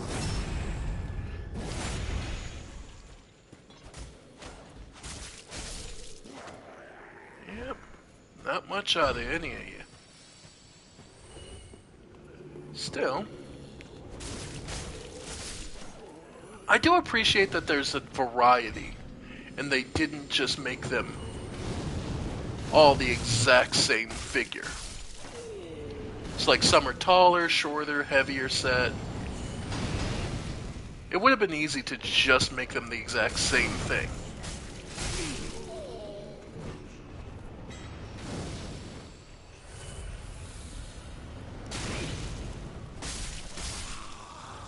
But that also represents how far and wide they pulled from to... Yep. And make no mistake, these are priests from the Cathedral of the Deep. The candlestick that's a mix of... Well, they're at least related to those priests, because they're all using the same candlestick to cast.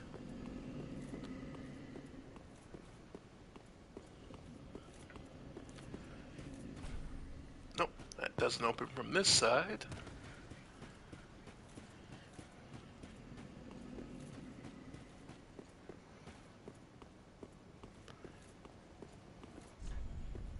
Enemy ahead, huh? Well, there's always enemies. That's hardly anything new. By the way,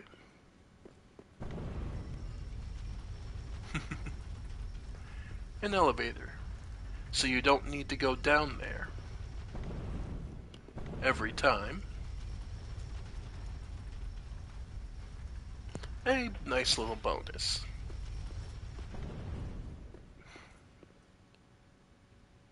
And let's see.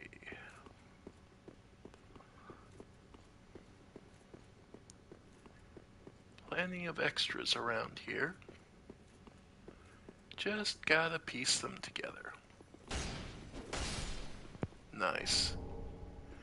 A simple gem. For the simple man. And it's actually one of the nicer ones.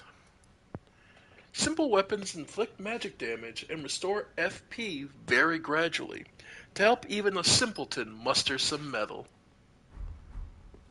So yeah, in this game, a simple weapon gives you infinite FP, albeit slowly, but that's still infinite FP.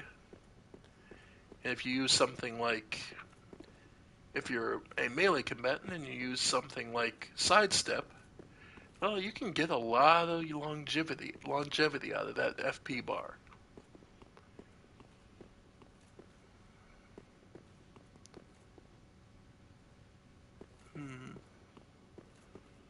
Anything over here? Nope. Looks like it's just a treasure chest.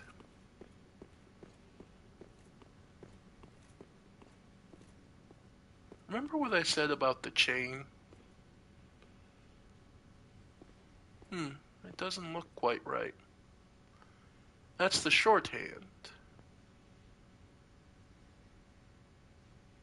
And again, before you open it, take a moment. When you know it's not, if you ever doubt, there's multiple ways the game tells you. So, you can never claim you had no clue.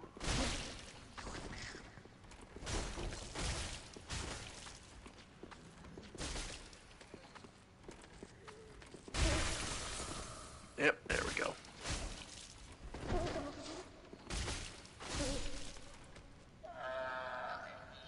But of course, like I said, the upside is every time a mimic will guard something of some value. A ritual spear presented to Dark Moon Knights before Suliban claimed the title of Pontiff.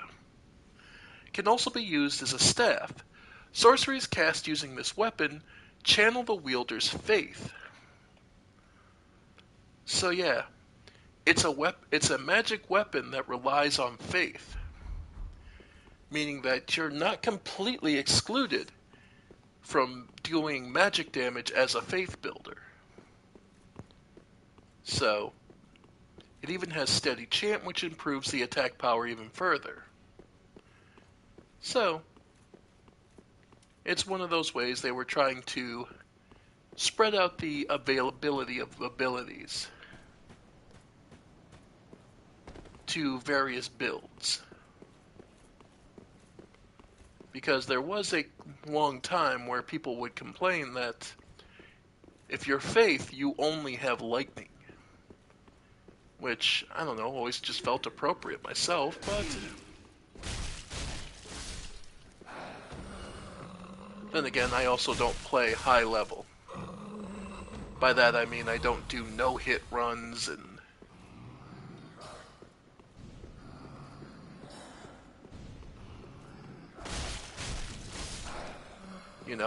and do PvP, so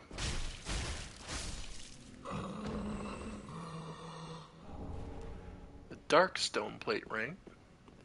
So if you want to avoid, that is another way to do it.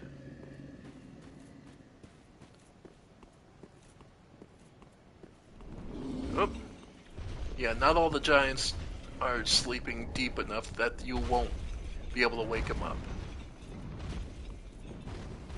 However, if I remember right, the giants are capable of hitting each other. Not that they're overly aggressive, honestly. As you can see, once you're out of their range, they no longer care. They're just going to go back to sleep. Alright. And just making sure there's no more hidden. Ah, goddammit. Right. Oh boy. This area. Because they had to recreate this. They had to evoke an Orlando's worst part.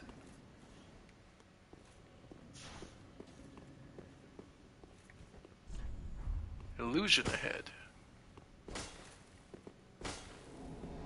Oh. Yeah. I'll deal with that later. I know what's down there and it's not worth it at this point.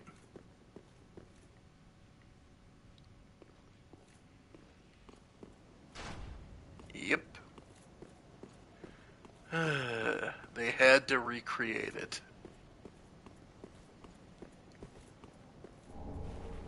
Yay, Titanite scale.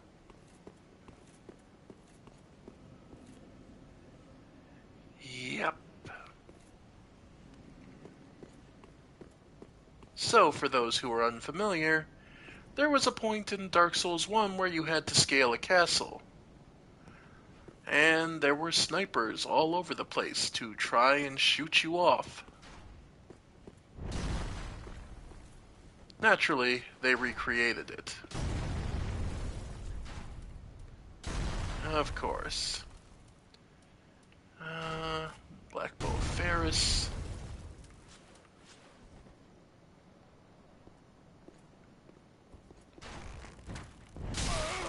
Ow. Okay. Let's see. Ow. By the way, they home, yours don't. Because the lock-on range is unfair.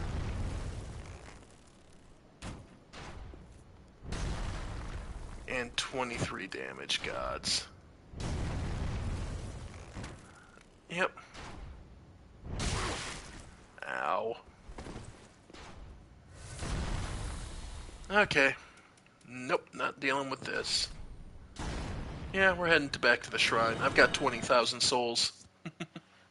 We'll deal with that first. Alright. Yep, enough for a level. Welcome, speak. Very well, then take. Let's... Let these souls withdrawn from their vessels. Yeah, let's start getting some more strength. Farewell, Ashen, may the flip. Alright.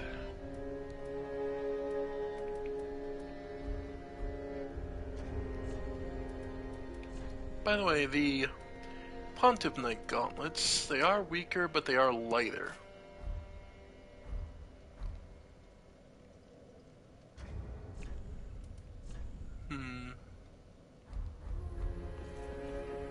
Alright.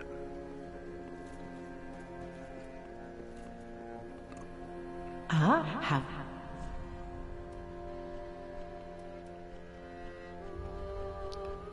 Ammunition. Feather arrows. Yeah. Why not? Ashen. Actu- Let's see. Yeah, let's get some more. Actually, get some a real amount of feather arrows. Ashen. Okay. So yeah, that should help.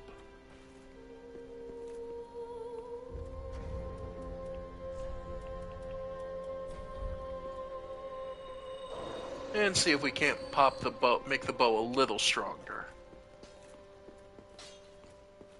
That is good. What needs?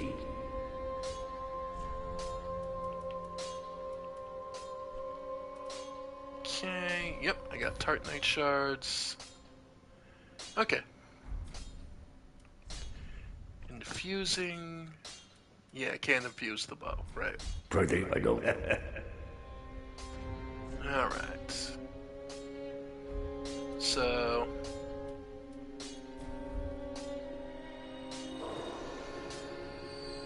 That is what needs. Okay. Then... Yeah, that requires Twinkling, which I'm not gonna do. The Wolf Knight's Greatsword or Black Knight's? Well...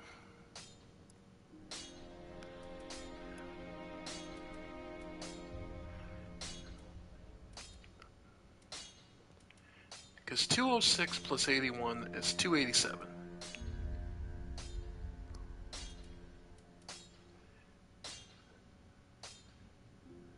So between the two, the Wolf's Greatsword is slightly weaker, but has the better stance.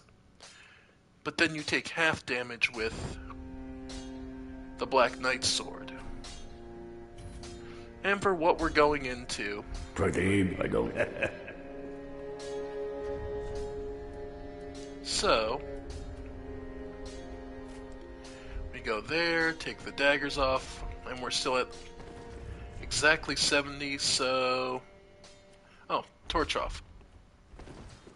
There we go.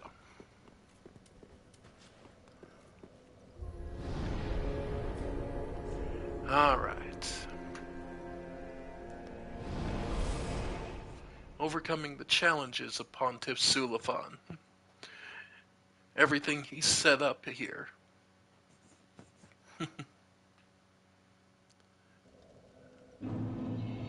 Alright.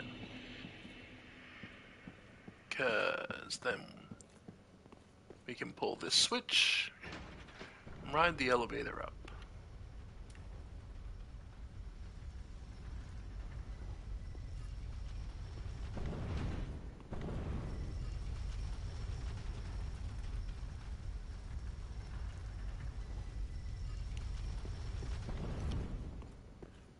And out we go.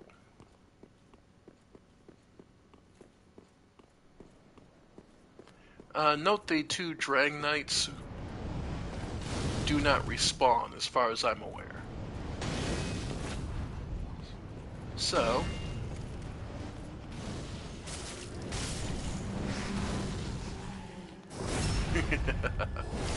sorry, big man.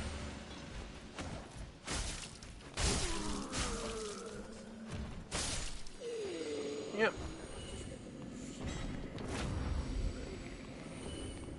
Yep.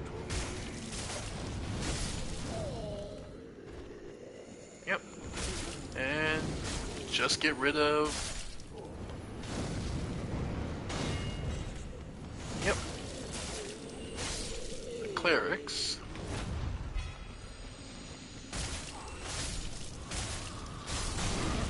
Nice.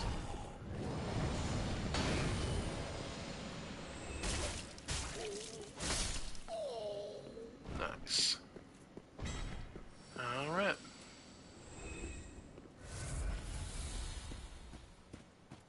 Alright.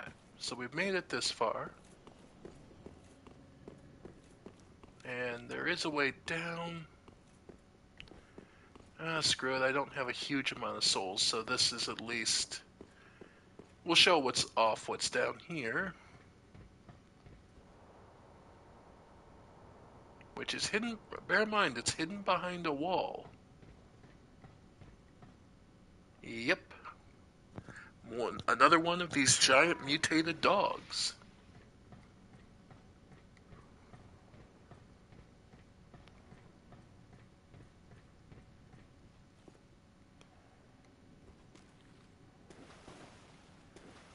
Funnily enough, there's two of them.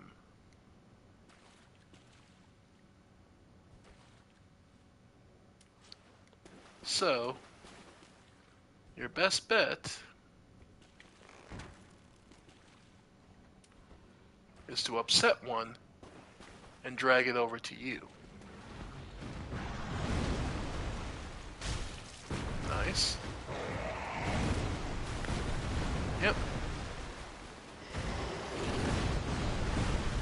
Yep.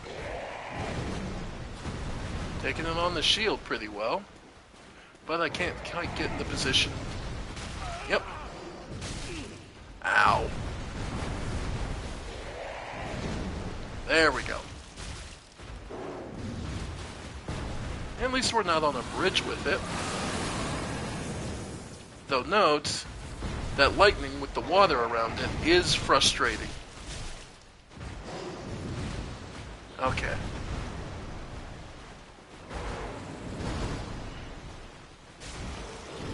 Yep. Yep. Ow. Ow.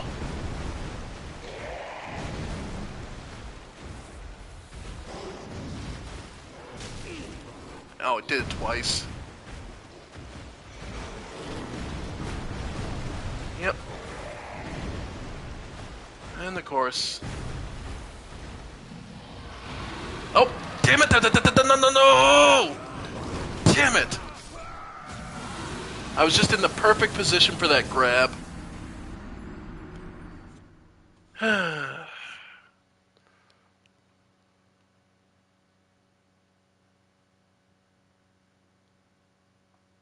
Yeah, it's a little hard.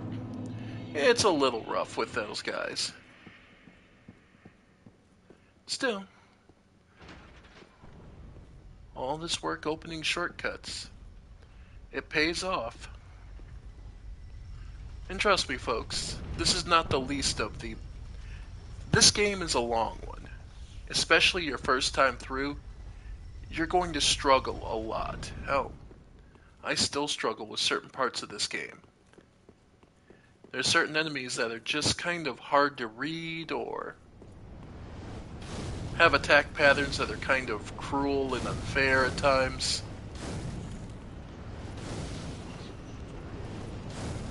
The best suggestion I can give you is don't look to beat a Souls game in one shot. Don't look to be...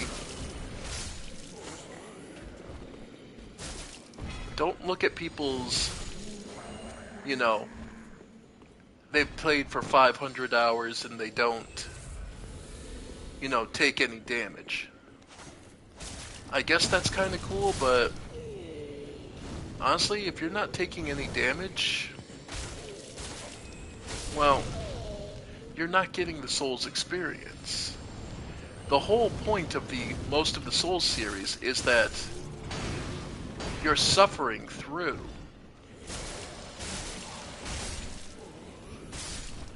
And your suffering and frustration is effectively what's supposed to be. That's the point.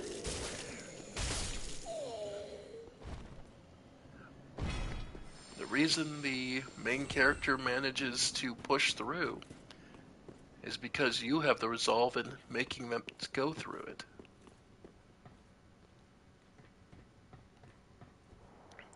It's the reason we don't the main character is not the player character is not a character really, but a shell for you to put whatever you want in that place.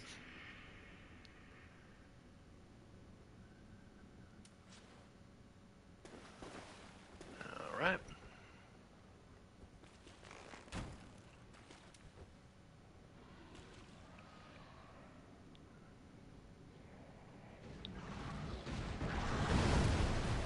All right.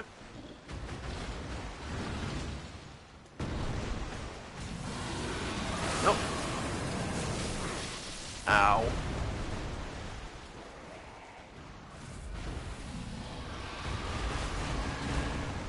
Great, I pissed off the other one, didn't I? Ow. Oh, come off it.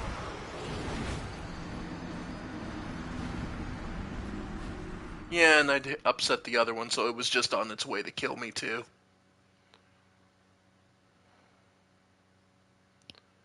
On the upside, I'm making about 5K every time I make the trip to them.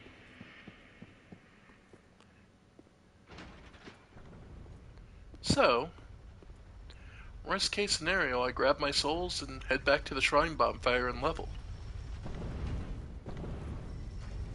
But I think another thing we'll need to do is go back to the twin daggers. I think that'll make my life a little easier.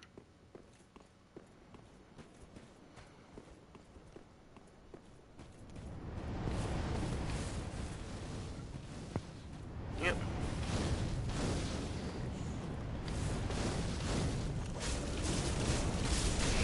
Yep.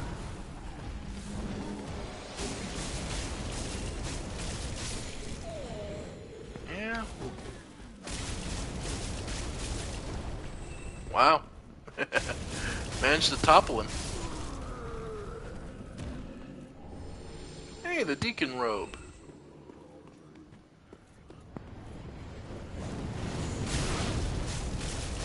Finally got one that wasn't completely soiled.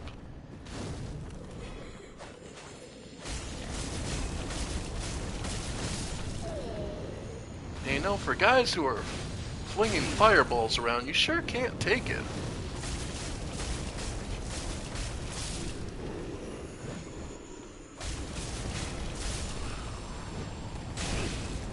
Alright.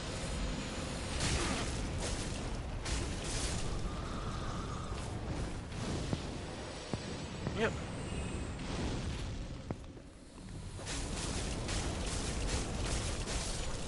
Nice.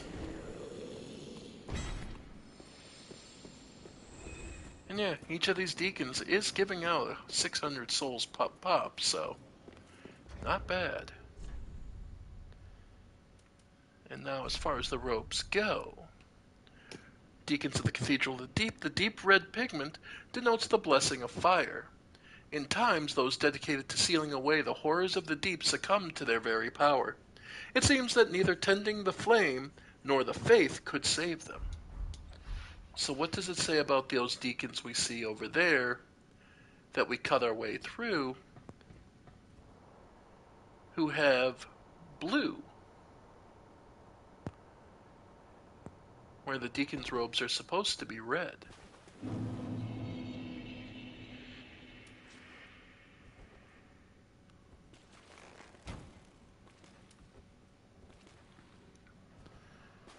All right.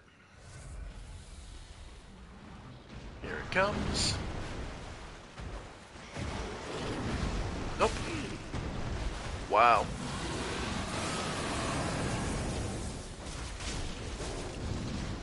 Yep. Yep.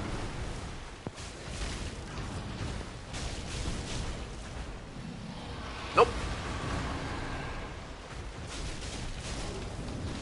Yep.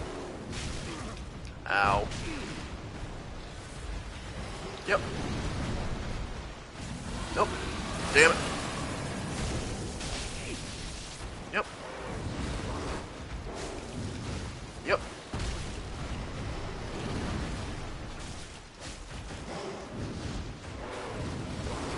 Okay.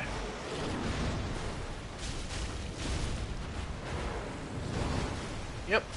The dagger doesn't cost enough to swing. To be troublesome. Okay.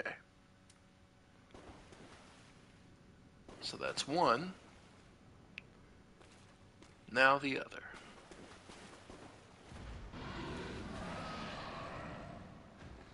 Yeah, these dogs are rough. Whoa! Okay.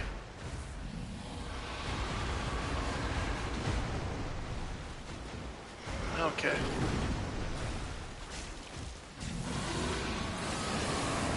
Okay. Yep. Okay.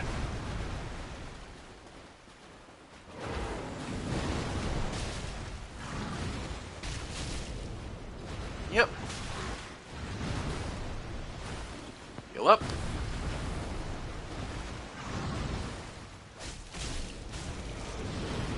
Okay.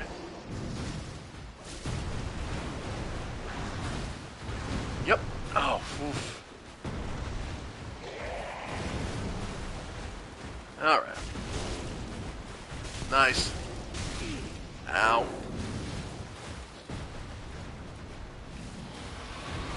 Nope. Hidden blessing. Yep. Yep. Okay. Yep. Yeah. Quick step is always the valuable. Oh, bullshit. Okay. Ah.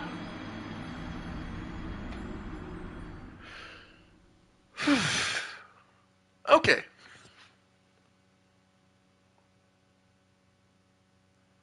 We made it. So, part of the reason you fight those two is for what we just got our hands on. The Ring of Favor.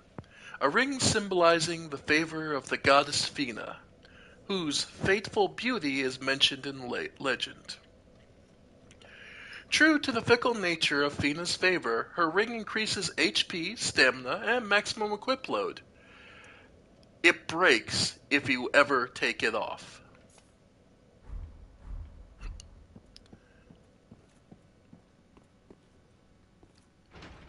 And as such, the bonuses it gets are worth it.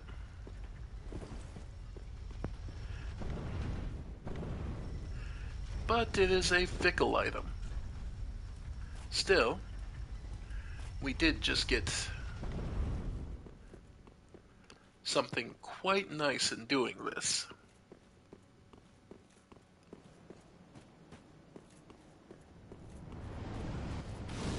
Yep. Let the fireballs just bypass you. Alright. Yeesh.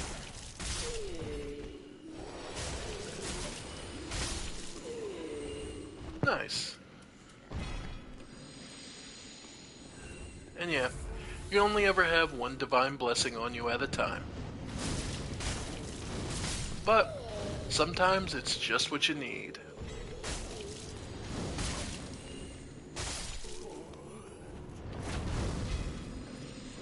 Nice. And yeah, you might have noticed there was also a bonfire down there.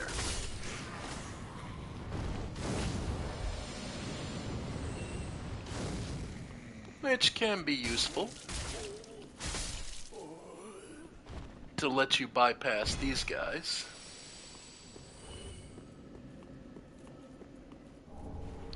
Another deacon robe. Again, these guys all wear it blue, though.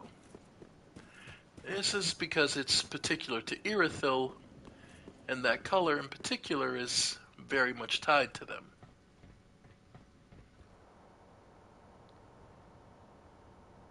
Alright. As you can see, the dogs are no more.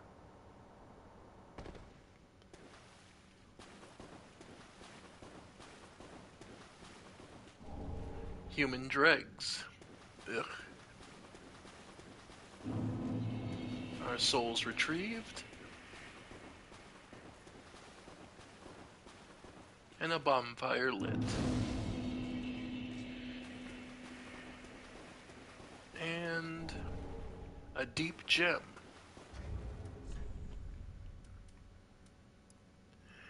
A gem of infused titanite found in the dregs of the Cathedral of the Deep, used in infusion to create deep weapons.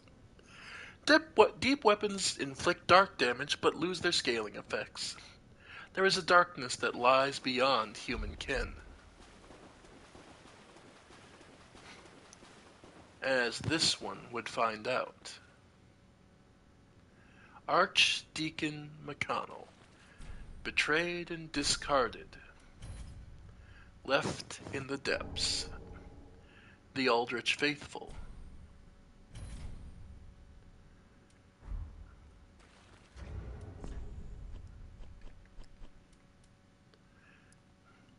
Holy symbol of the Cathedral of the Deep, and crest of those who see beyond the fire to the age of deep waters.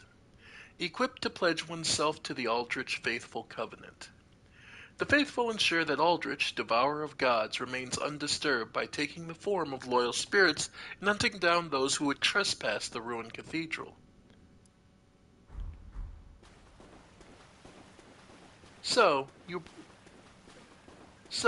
pledge to protect Aldrich, one of the souls you're meant to hunt down. And to advance, you give human dregs.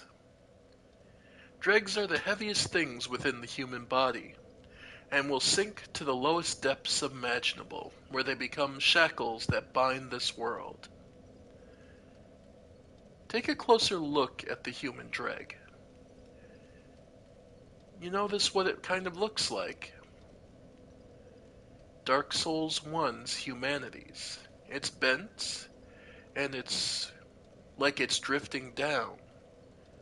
But it doesn't have the eyes. But I could very much see this being a piece of humanity. And has it been simply so long that no one recalls what it looks like? Still, we've reached the water reserve. A place to discard unwanted things. Or more than likely, a secret meeting area for those who were truly pledged to Aldrich's mind and method. Welcome home, speak thine. Very well, then Tuthig nourish. Alright. Let these souls withdraw from their vessels. Farewell, Ashen, may the flame. Alright. Yep, don't have enough to really upgrade.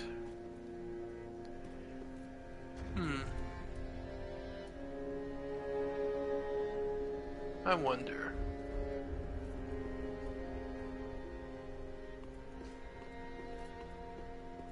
Oh, I just noticed there's someone upstairs. Well, let's take a look. Hello?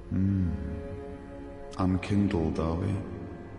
Yes. And fast on the trail of the Lords absconded? Then these red eyes are for you. Oh. Use them to pillage embers and briefly heighten your strength for your duty. What else are unkindled ashes good for? Pillage embers for what else are Pillage what else? Indeed. Well, in his own way, he's trying to support us. For what it's worth.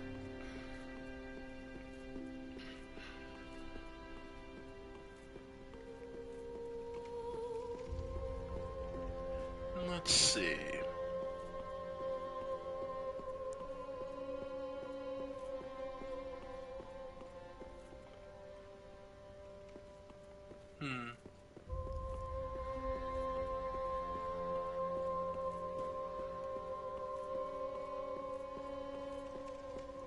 I suppose we haven't fully explored, come to think of it, we haven't fully explored this area. There was a path to the right side of this place. I never took a look at.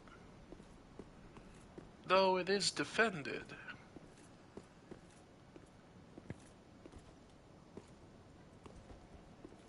A single katana wielded by a man, huh?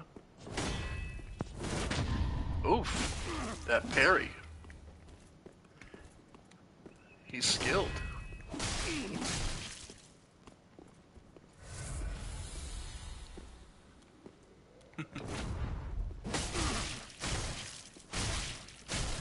Yep.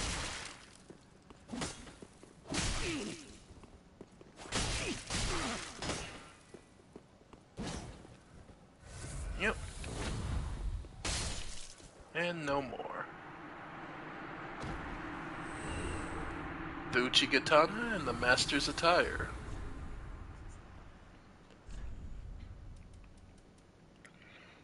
A unique katana characterized by the fine craftsmanship of the eastern land where it was forged. The finely sharpened blade cuts flesh like butter and causes bleeding, but breaks easily as a result. Yeah. It does have a low durability.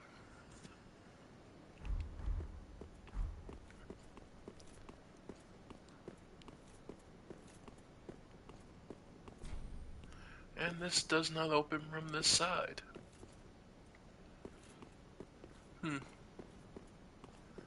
Well, it seems we missed one or two items around. The east-west shield. Oh.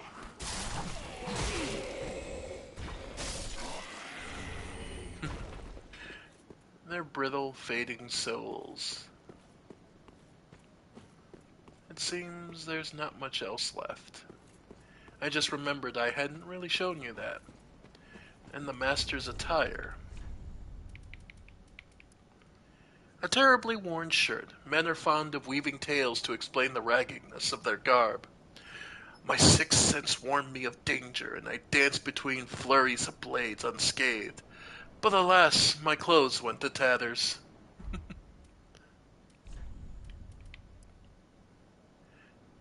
The deprived only managed to rummage just enough cloth to protect the vital parts. So, He would claim to be a master warrior, but more than likely just a poor soul who couldn't afford something better.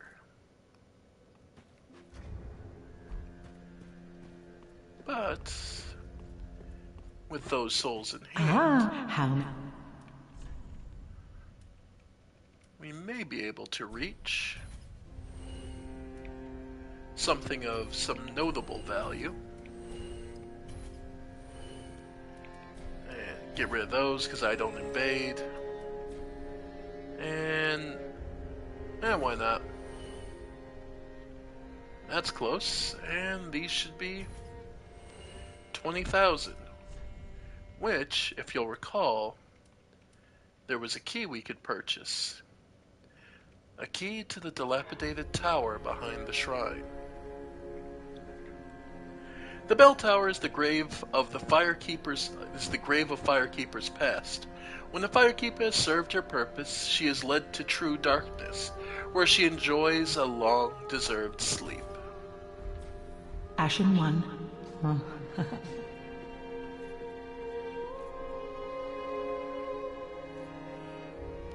Well,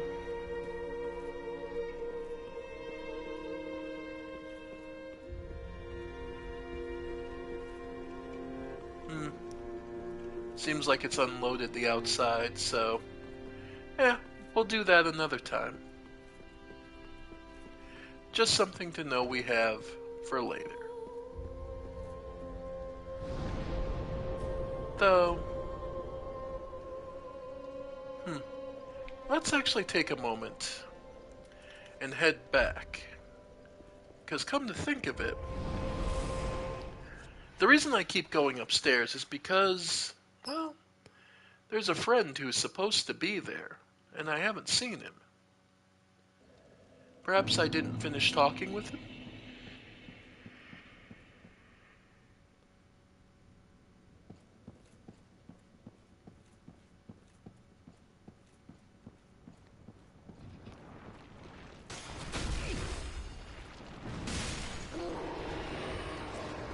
Yep.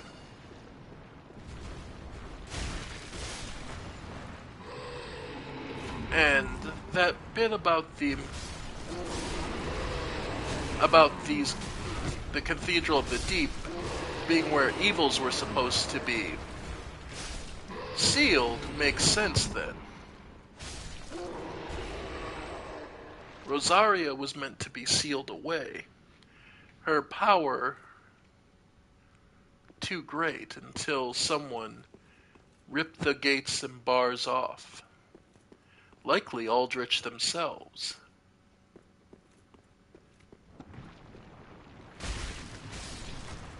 Alright. Oh, hello again. Can't resist.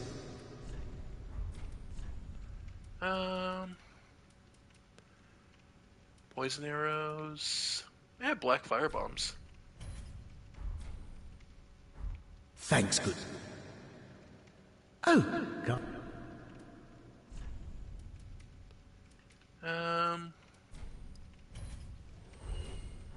Can't find it. Oh, you could try. Huh.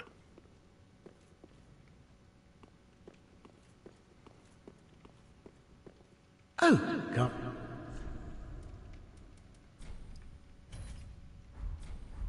Thank.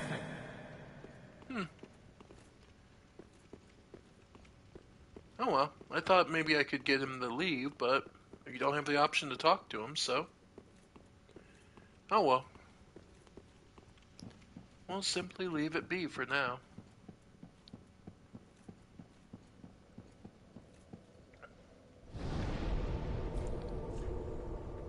So, let's head back to the water reserve and see if we can't make it up the replication of Anne Orlando's most painful part.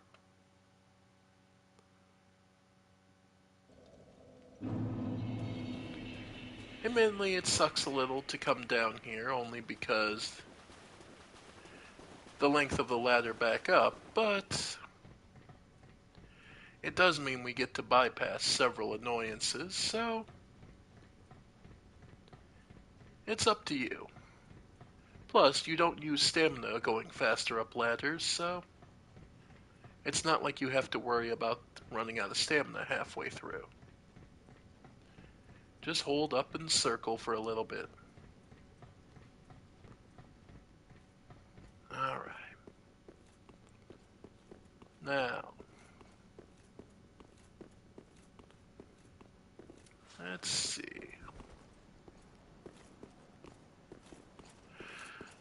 Alright, about trying to get rid of some of these knights.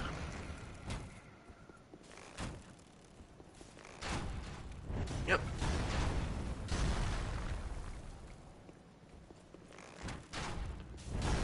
Alright.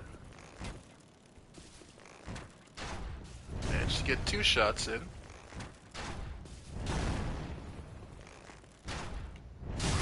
Ow.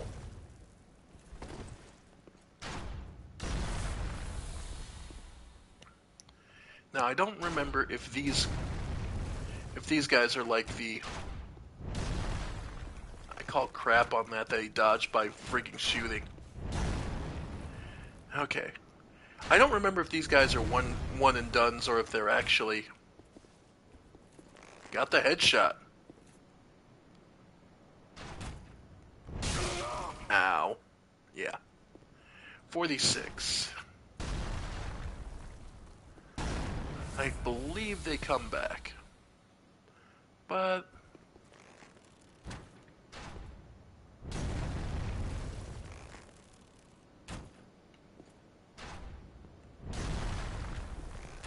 even reducing the shots taken at me by 1, this is huge.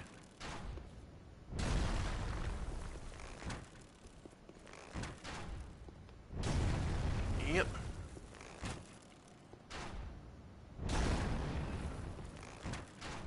Yeah. Because with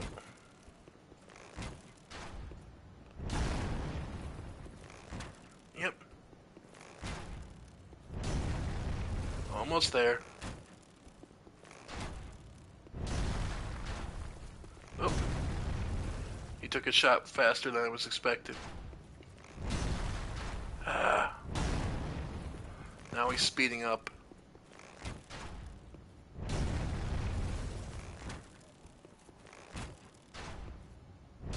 Alright.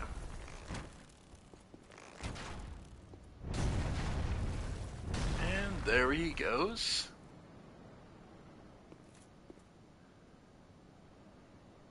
So now... And yeah, these guys are eagle-eyed. Ow! No, no, no, no, no! Okay. Because this can very easily turn into them just shooting you off the edge. Alright.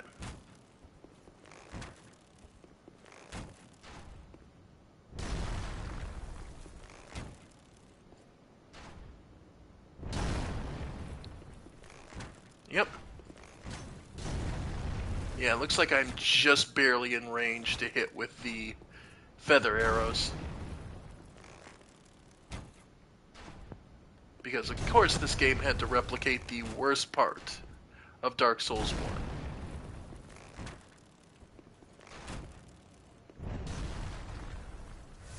Alright.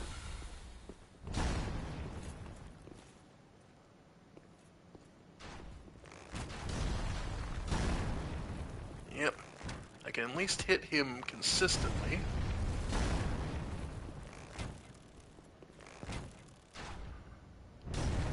Alright.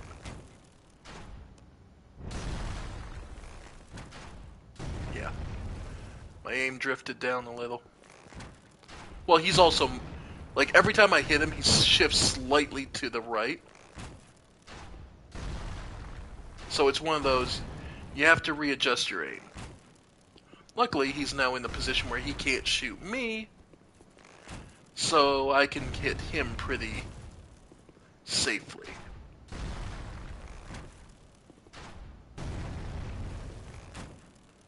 Alright. And yeah, it's chip damage, but... Frankly, you think this is bad, wait till I have to deal with the blue dragon in Demon Souls. That fight is the worst. Because Demon Souls runs on different logic than the entire rest of the series.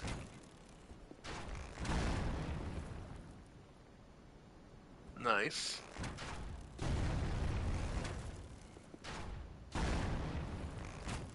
What I'm referring to is, up until this point in all the games we've played, Elden Ring, Dark Souls 1, and Dark Souls 2, arrows haven't had a weight. Demon Souls, arrows have weight and count towards your total encumbrance. Oh, I'm out of the weaker arrows.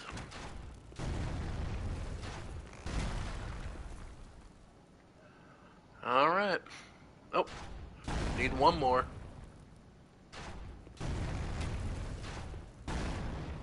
There we go.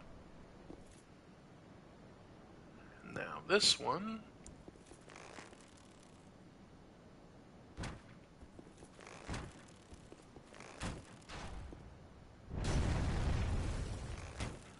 Yep.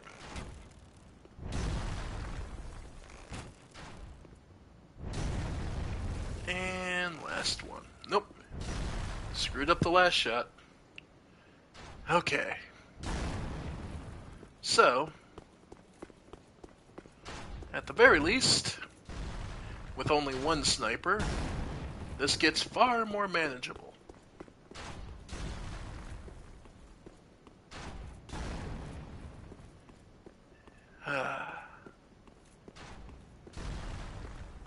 And there are various little bonuses waiting for us. The Easterner's Ashes, allowing you access to the katanas as well as a katana and I believe the Eastern armor set.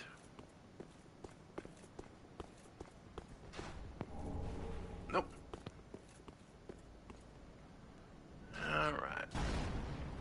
I forget if there's anything down here, but we'll take a quick look. Yeah, more Titanite shards. Definitely don't regret that. And yes, this is another way you could come around on the nights. But, you're still getting shot at, so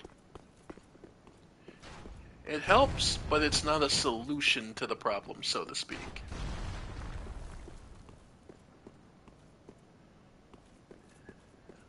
And now...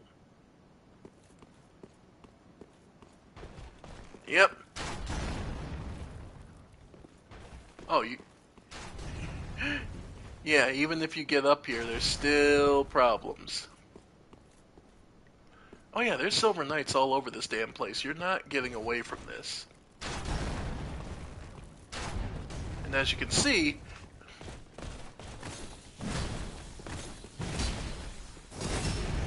there is a lot of damage coming at your way.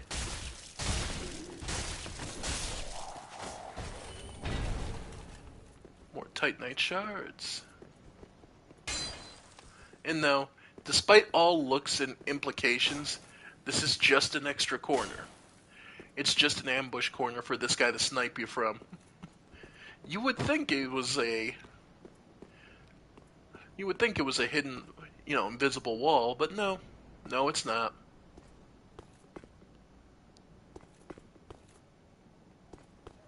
And try and, yep. Bait him out to up here. Come on.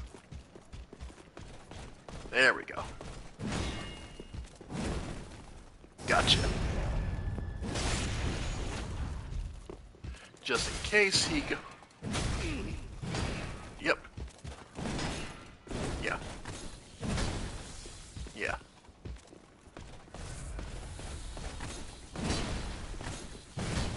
There we go. And get up. Yeah, the one thing I have to remind myself constantly in this game is they don't have near the invincibility frames they did in 2, where you're not always allowed to they're not always allowed to get back up. Oh, and of course he's one of the spear wielders. Yeah, and that right there is what makes the spear wielders even worse.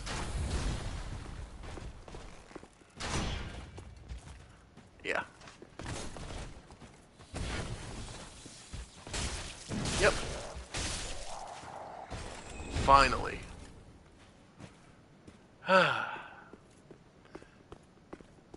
And that is a huge relief for several reasons.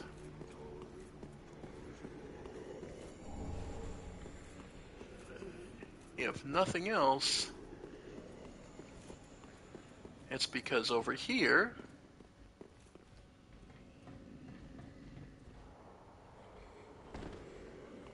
this unlocks to give us a shorter path up here again. So, if we want to start from Pontiff Sulivan's bonfire, we're in a good position to do so.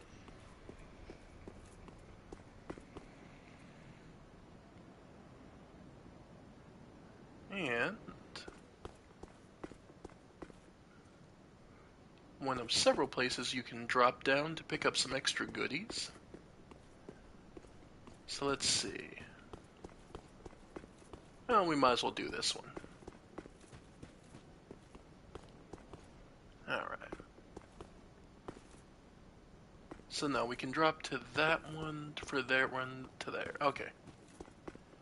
Just trying to map it out in my head. Because I know you can drop down from the leftmost.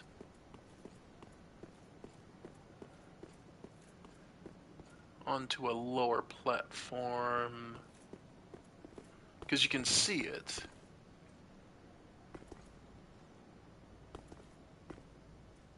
Oh no, we already picked that up, that's right. So it's the middle one I can drop down from now. Right, and then I can drop down.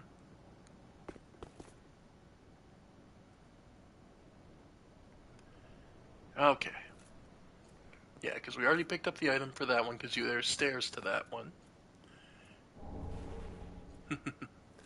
More large Titanites. Then to this one. There's the Dragon Slayer bows.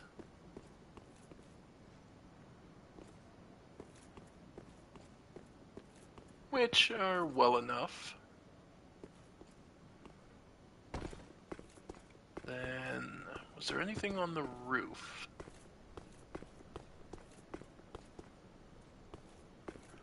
Nope. Just a way back up. Excellent.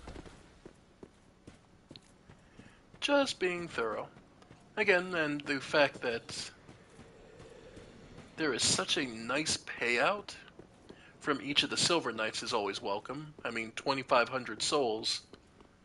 They're not easy kills, but they are a good payout, so if nothing else, at least you're taking some extra souls home to the bank. Alright. So, now we can venture further in.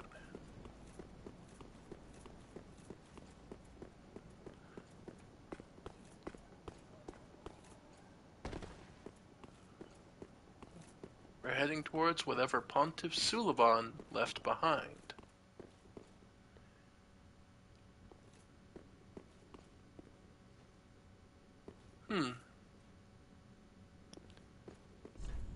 Hidden path ahead.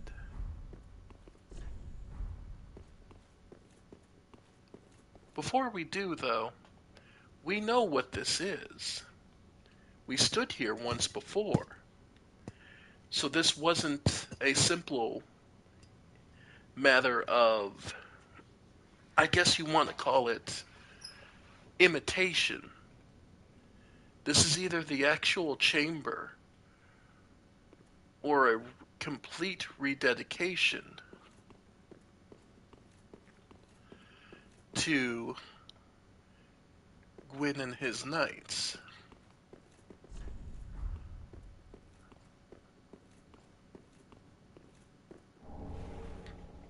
an ember.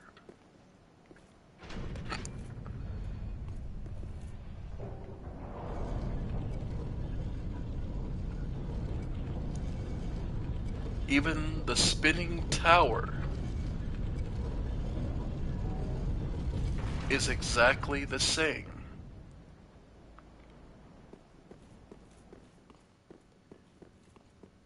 A statue of Gwyn and a dedication to all his holy knights.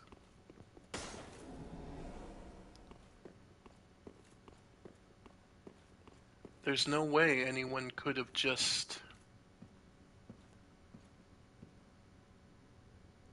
I mean, there's just no way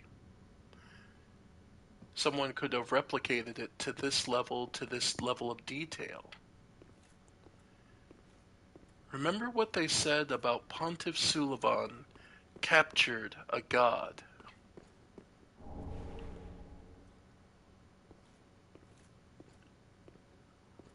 Well, they weren't being figurative.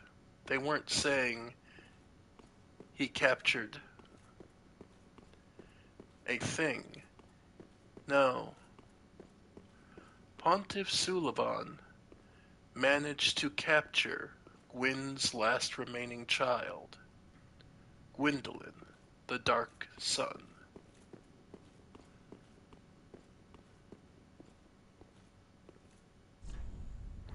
No happiness ahead. And this great box is actually the tomb of Gwyn. And though it's gone now, there was a chair here for Gwyndolin to sit by. This tomb is mostly for performative features. It was not the literal resting place, but the one where people may come and honor his memory. Hidden behind an illusory wall, so that it would only be known to those he trusted. But, yeah. The brass set. Armor of a knight once known as the Dark Moon. It is said that the brass armor hides something hideous within. Something about its silhouette suggests femininity. It's a good solid set all around. It's a good medium set.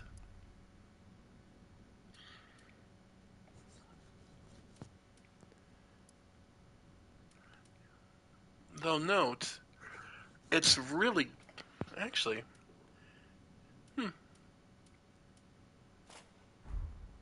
it's not bad.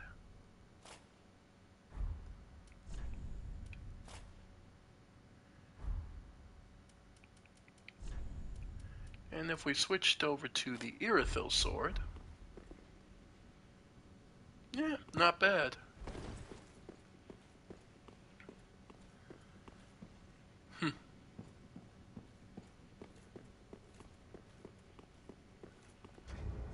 But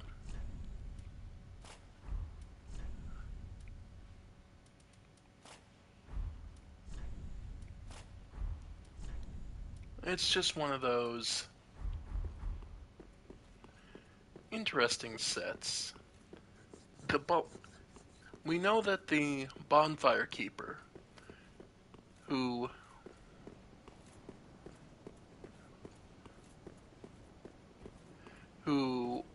served as a Blade of Darkmoon, we know of her.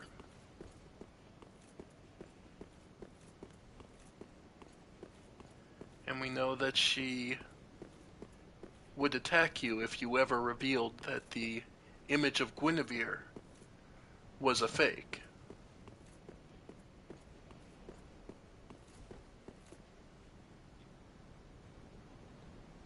There's a bonfire there.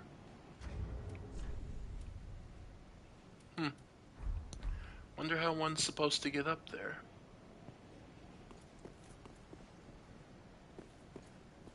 I'm trying to remember. Is it... I think you walk off there and there's a trick to it. But I sold my rainbow stones. But yeah. I suppose we should reveal the truth.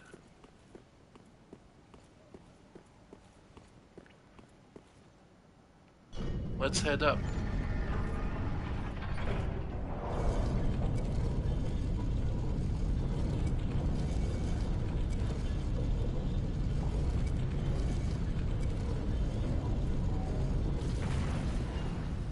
Because the simple truth is,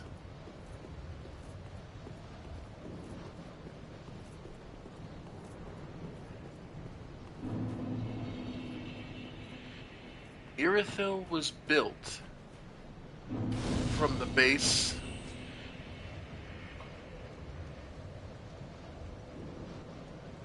on the base of An Orlando, the city of the gods. It's why you find so much here. The simple truth.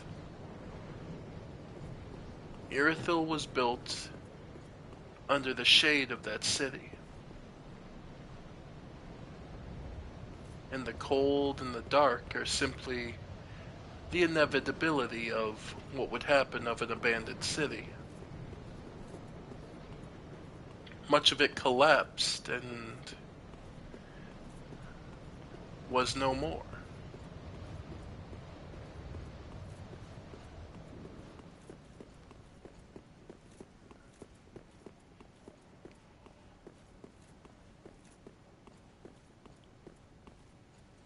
Yeah, I thought so. Yeah, it's an invisible platform. I just couldn't remember.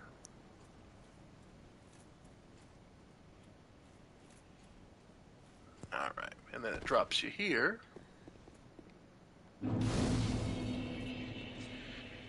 Because there's someone special here.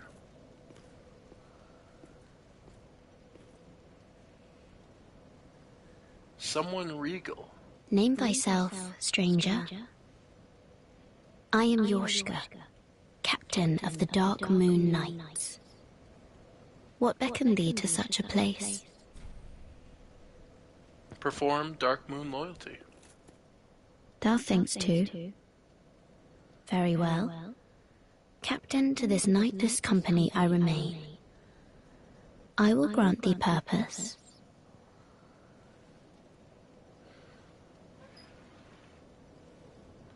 Note her arms Thou are so journeyed slender. far. Hear my voice. If thou shalt swear by the covenant to become a shadow of Father Gwyn and Sister Guinevere, a blade that shall hunt the foes of our lords, then I place thee under the aegis and the power of the Dark Moon.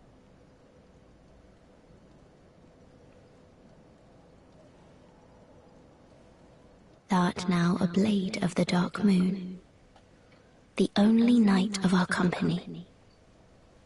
Swear this oath and face thy solemn duty.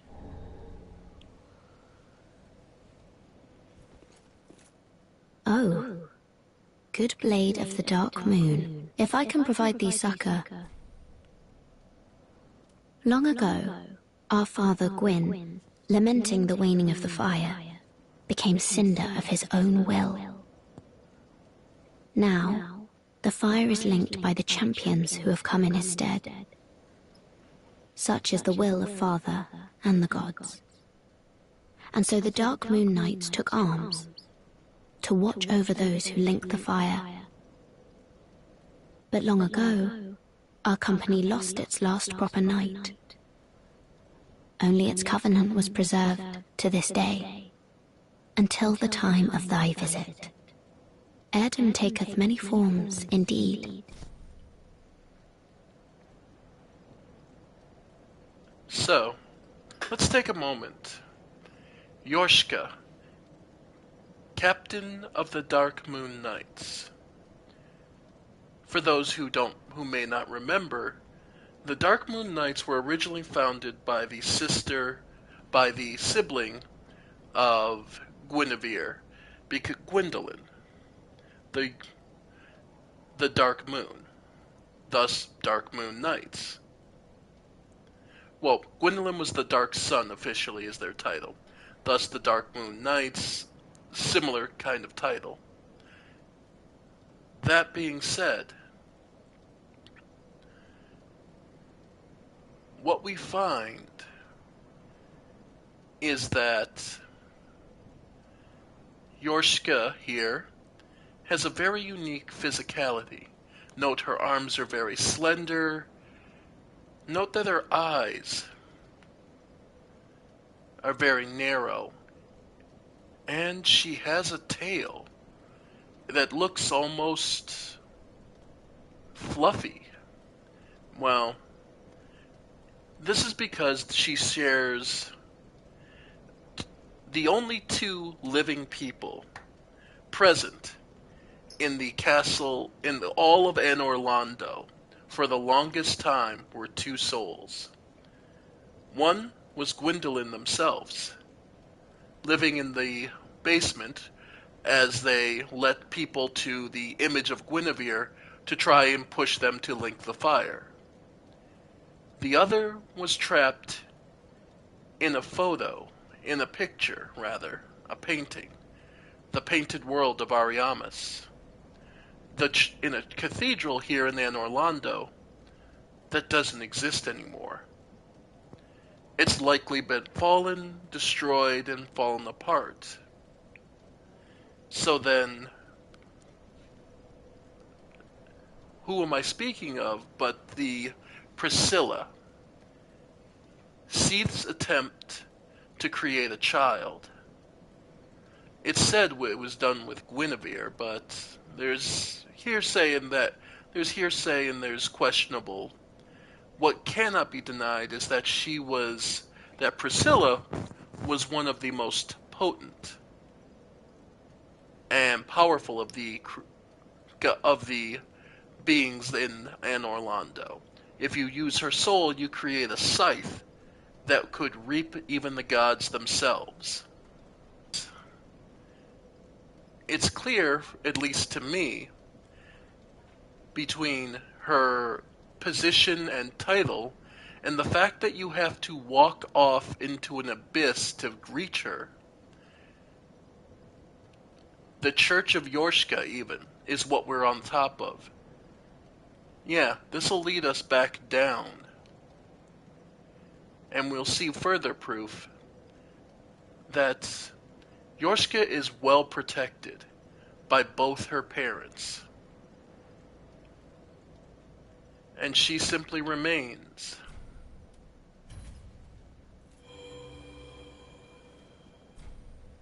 And that's why we find a concord of a word kept here in Yorshka's church. It's because she's the one who basically presided over the Dark Moons. This was where they would meet with her. May I pose thee a question? This tower, this prison, stands tall and solitary, the contraption bridging its lower reaches long, unmoving. So, by what path didst thou here ascend? Art thou a creature of the air? Or other winged thing? No, I can't fly. No, of course not. Forgive my prying. I am ashamed to say I know very little of anything. She's been kept here this entire time to preserve and keep her safe. Long ago, our father Gwyn, limit now, such is the will of but long ago, only its covenant Erdom taketh. Off so soon, may the dark moon watch over thee. And she's unaware of how painful that statement truly is. But yeah, Yorshka here is one of the last remaining of the Gwyn bloodline, believe it or not. Well, and all we can do is keep, and just to show, dropping down, Watch your steps carefully, though, folks. It's very easy to fall down and die in this place. Okay. Should just be able to drop from here. A Painting Guardian's curved sword. Yeah.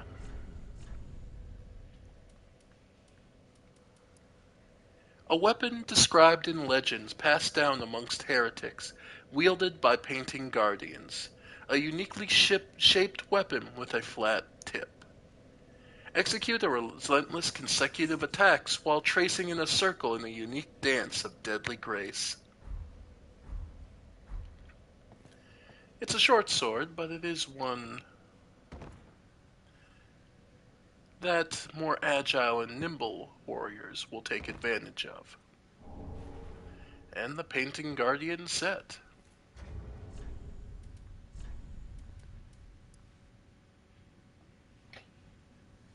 Attire from the Painting Guardians whose forms are described in the mythology of heretics.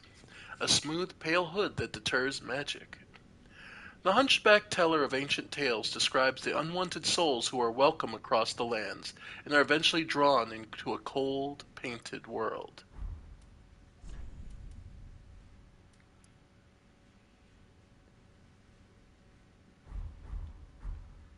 Indeed. But that cold, painted world was eventually reached, and of all people, it's a bit of a sweet love story, really. Two souls who were unwanted. Priscilla, for the power in her soul, her ability to reap even the gods. And Gwendolyn, who, unlike Gwen's other children,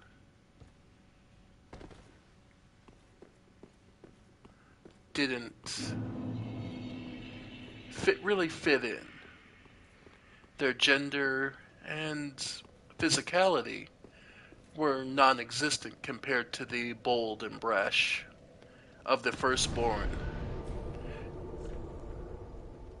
So, the prison tower and An Orlando beyond.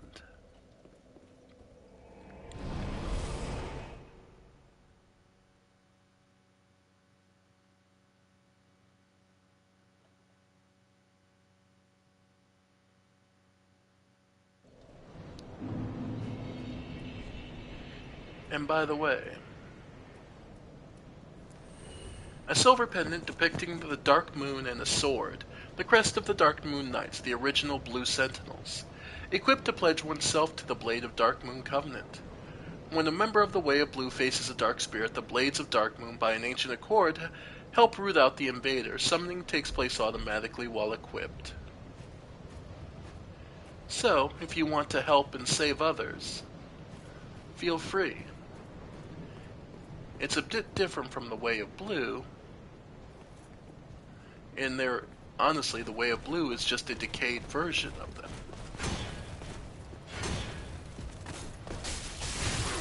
Ow. Ow. I keep doing that. Yeah, the spear wielders are the worst ones.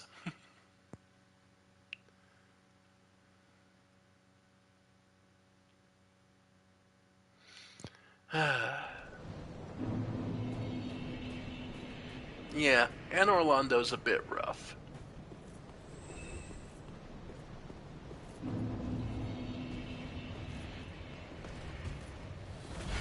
Nope.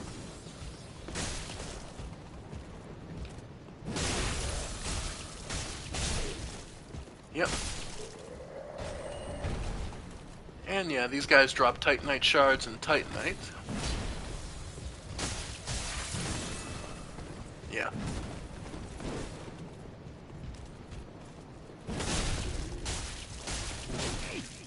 Yep. Nice. But yeah, I gotta start remembering how to actually fight. And yeah. Unfortunately, looks like the main gate's closed. Nope, it's locked just the same.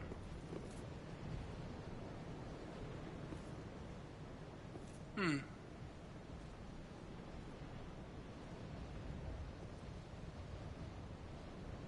You know, I've never looked too closely at the designs.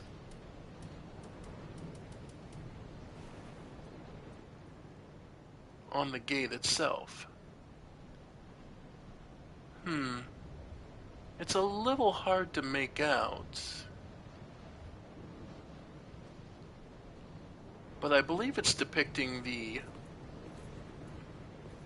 war with the dragons, almost.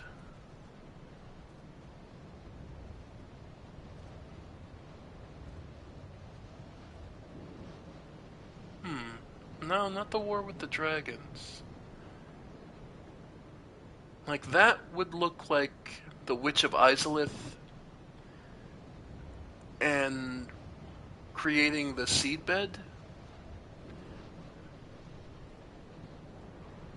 Or at least, it looks like some robed figure unleashing something bright, or a depiction of something being poured out into the world.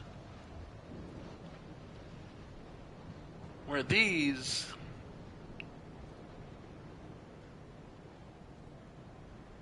someone is being held or bound to a table? It's hard to say. But the gates are gone, so we aren't stopped. And we can explore this area.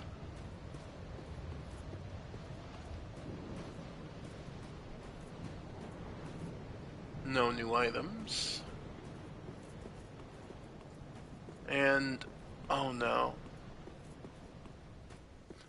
No, it couldn't be. Oh. Oh no. Visions of a friend. The giant blacksmith.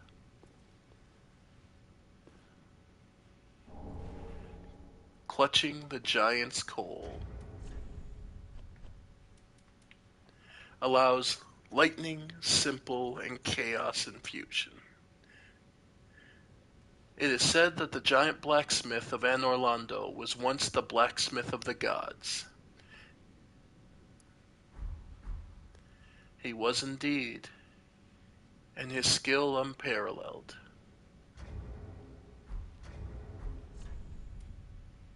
A salute to my friend. You've done amazing work. May you rest in the depths of darkness, and may your soul find peace in the now and joy in the future. Hear, hear. Now, let's go put a blade in the bastard who did this.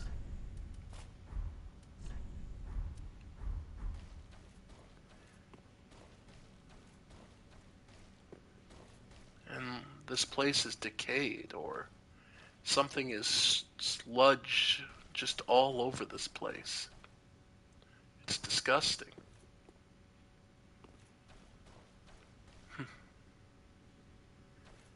Oh.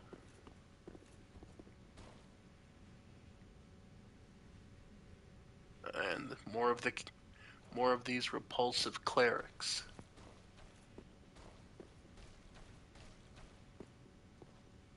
Ah.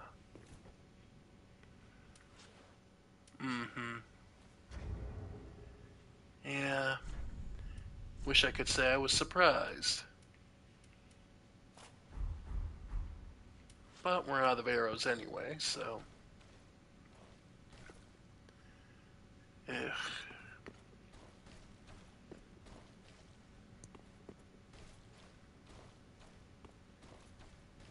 And yeah, listen to the sludgy steps. And they can see us already. And it looks... Yeah, the path to the rest of the castle was blocked off.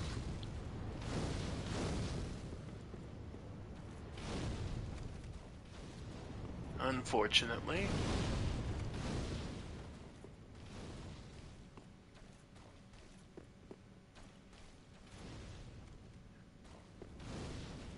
So, looks like we'll have to deal with this.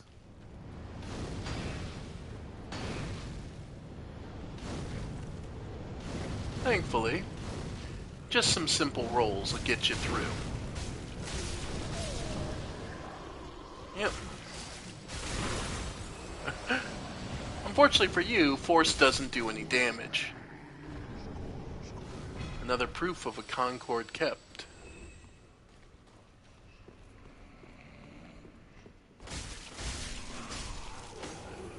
Nice.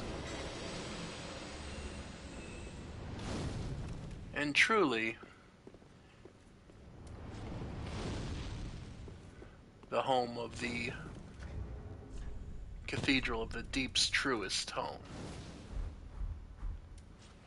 Well, as we can see, there are more of these slimes.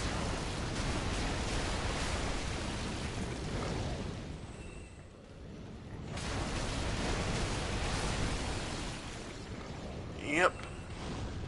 And there are plenty of them on the ceiling.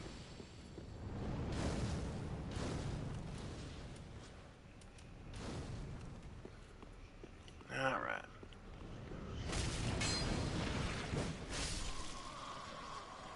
Alright.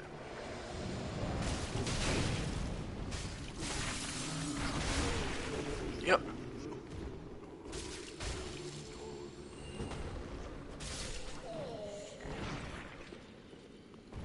Huh. And of course, there's a boss here. You can imagine who it is. The one the Cathedral of the Deep worshipped, and the one who sought to defile all, and was made a Lord of Cinder by virtue of pure strength.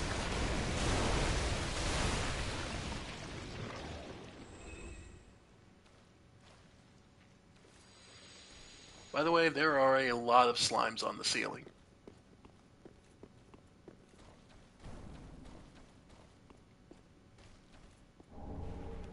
Moonlight arrows.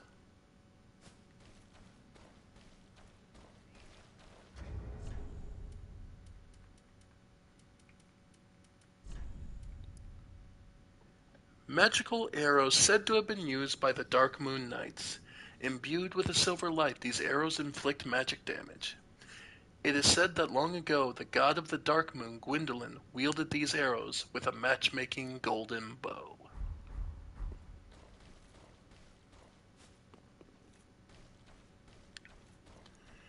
And...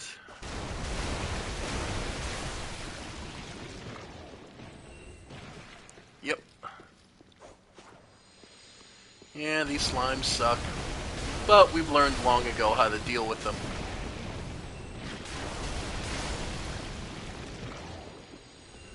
Yep. And once you realize they're made up of leftover human limbs and bone shards, it's kind of impossible to unsee.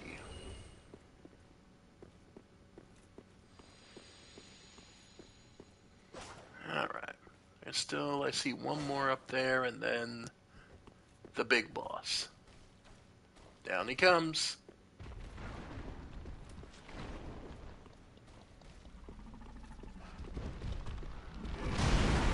Yep, like I said, you can definitely see what the Revenant would become eventually with this thing.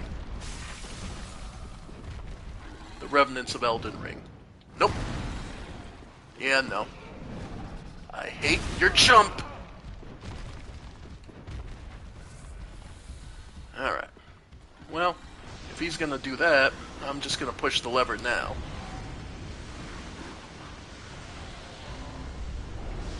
Because that opens the door. I'm not getting pulled into the curse mist. That's not happening. Yep. Yep. Yep. Yeah, once you have him outside, he's not as bad. Yeah. Alright. Yep. There we go. And Aldrich's Ruby.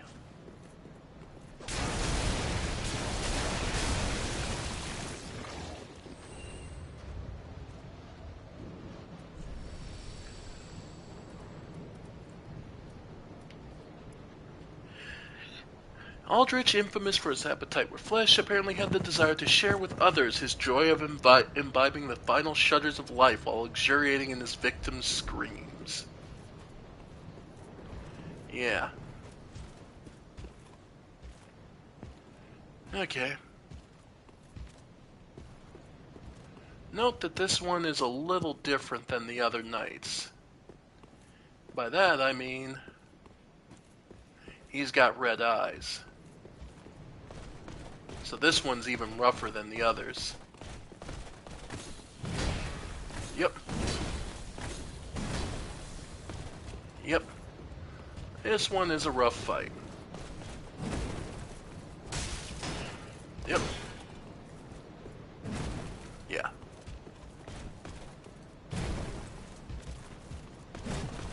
Nope. Yeah. Alright. Nice. Keep your distance. Nice, there's the frost, so now he'll take more damage. Yep. Got him. Whew. Alright. And the item he was protecting... Yeah, don't see any other ambushes. Just the soul of a crestfallen knight.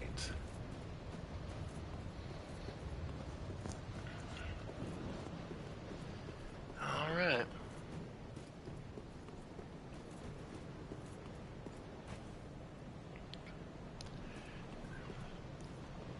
And if...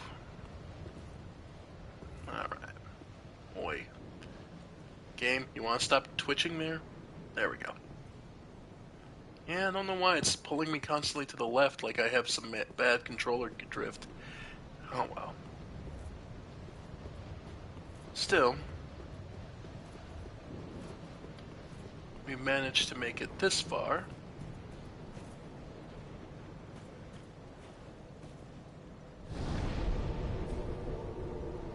Let's head back. Because we just also got access to some very fun things. The Giant's Blacksmith. The Giant's Coal.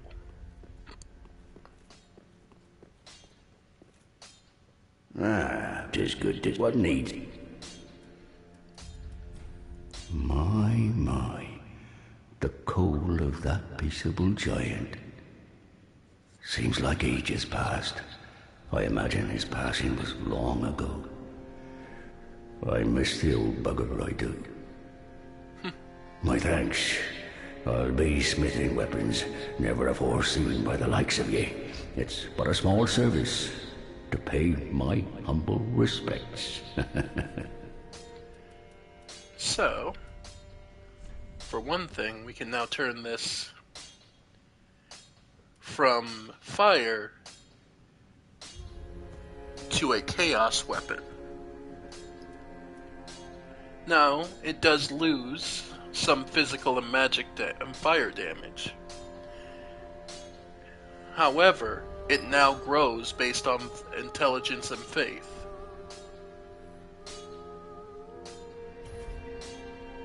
while still retaining that. In addition, Blessed... No, we're still good with Bless, I think.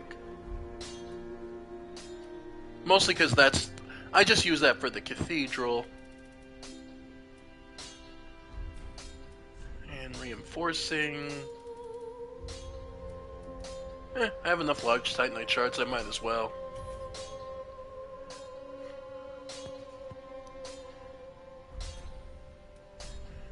But... just thinking of any other weapon we might want to work up.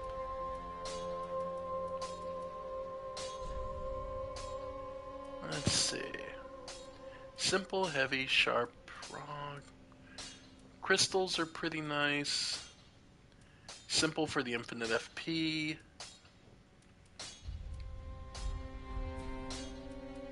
There are two simple reinforce infusion, bring the stuff as my perk in battle. Reinforce. Okay, making sure. I don't. Okay. So yeah, now the daggers do 216. But they'll also now scale up from our intelligence and faith. So, we did have an undead bone shard to improve.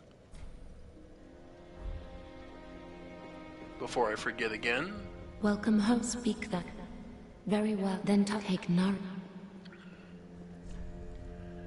And we'll definitely take another point of strength. Manifestations of disparity. Farewell, Ashen One, may the flame. Alright.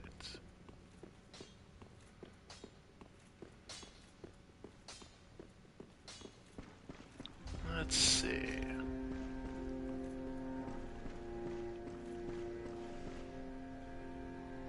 Speak thy honorable. Our lord, and knowest thou of she is Hall, a fellow of mine, for what? Alright. In the meantime...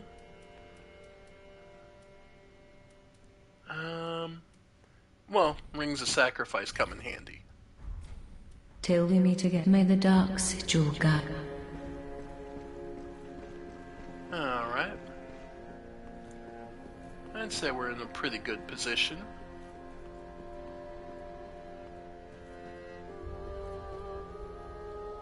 Alright.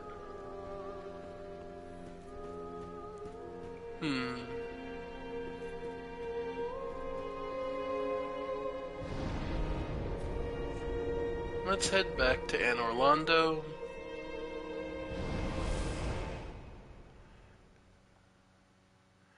And let's see about trying to end this area.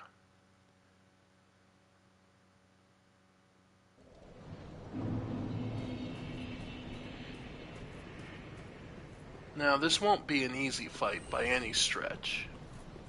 In fact, this is arguably one of the more difficult fights in the game. Depending on who you ask.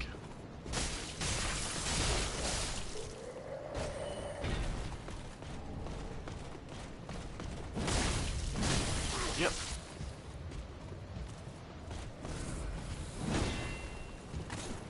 Yep. There we go.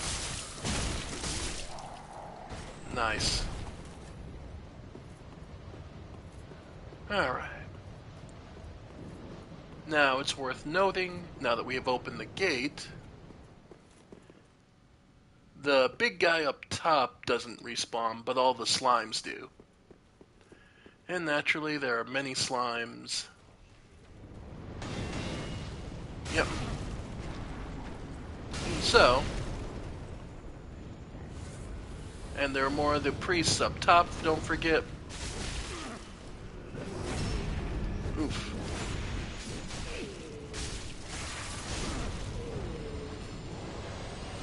Yep. Yeah, no, that my controller's definitely drifting to the left for whatever reason. Oh well. Maybe I'll go pick up a new one. Seems like controller drift is one of the big things I keep running into. I think this will be my second. This is my second controller, and they both keep having this issue of drift.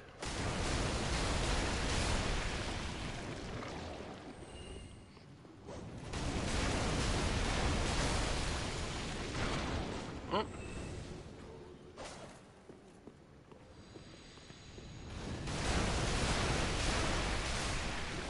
Yep. And just keep stabbing them till they stop moving.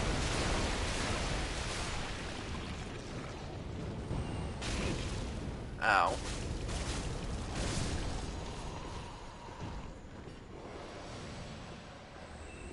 Alright.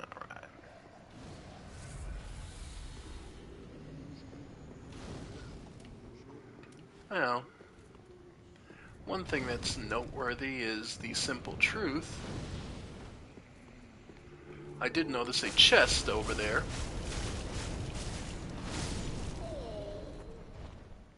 But I want to get rid of all these guys. Yep. Yep. Ow. Yep. There we go. Then again,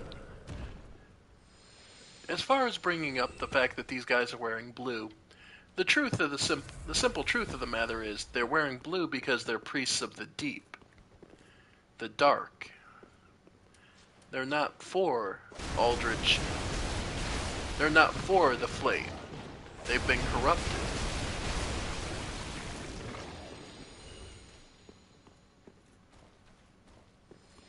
That's the simple truth of the matter.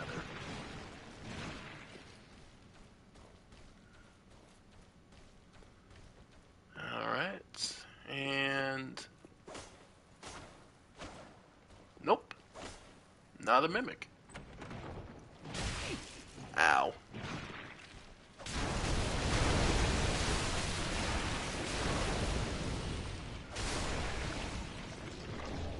And an Estus shard. Oh, that's welcome. And... let's see. Anyone looking to help us out?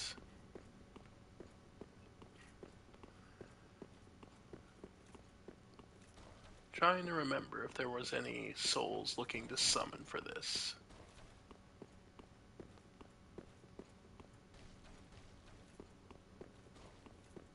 I know of one.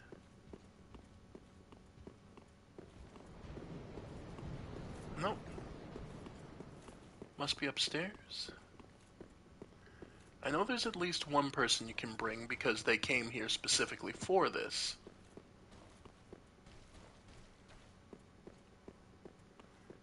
They up here. If only I had a duo, lonely. Yeah, because that's where the soul of, that's where you could have summoned, what you call him? Oh god, our good friend for some jolly cooperation.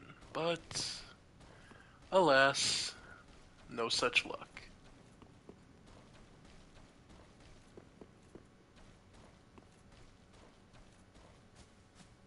Huh. Oh well. Guess we're going in alone. Could have sworn there was some help for this fight. Oh well. I'll throw a ring of... yeah, I'll throw a ring of sacrifice on for this, because I'd like to keep the 14,000. Ladies and gentlemen, Aldrich, the devourer of gods. The one who... the name says it all. Aldrich is not the top part you're seeing. It's the slime below.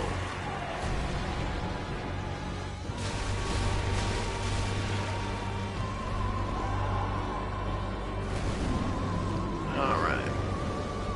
The slime beneath our feet. That is Aldrich. Wielding the dark blade.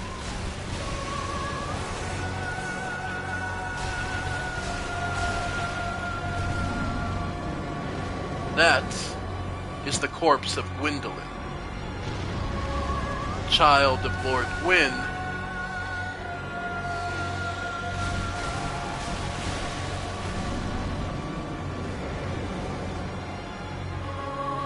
Alright. Where'd you go? There you are. Being puppeted by Aldrich. Ow.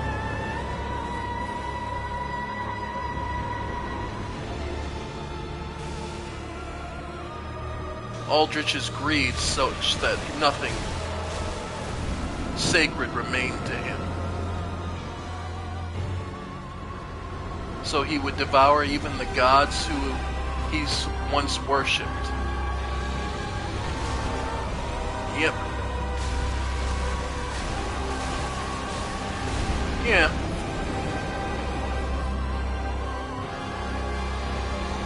Yep, and those homing shots suck. And that bow means I'm dead. Yeah, it tracks really well.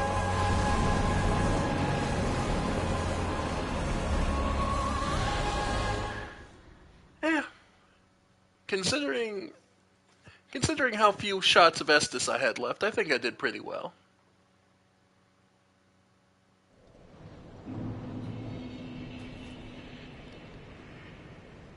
Alright.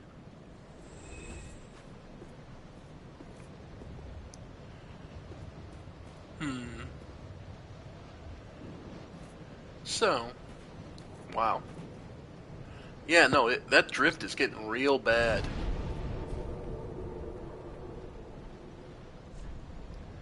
Well, since we found one of our targets, let's take a chance and explore where we haven't gone yet as well.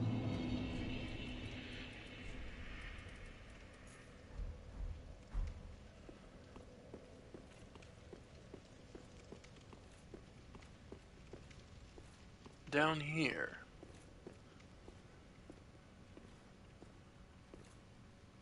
They called it the Distant Manor.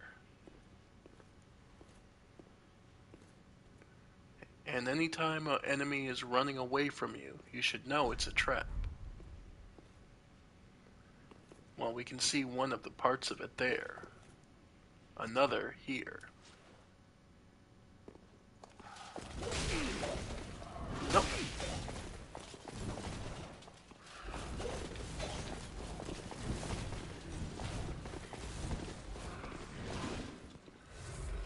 Alright.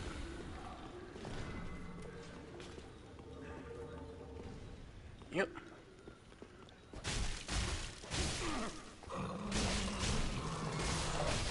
Ow. Yep. Oof.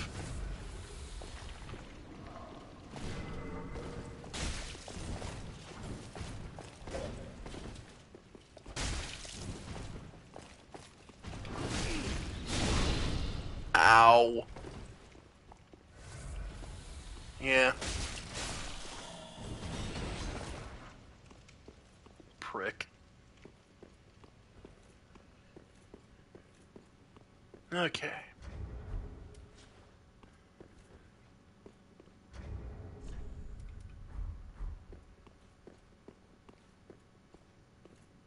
But yeah. There's also one of these witches. Yep. Unfortunately, he's so tall, I can't get the drop on him and get the backstab. But we do see that there is a place to drop down.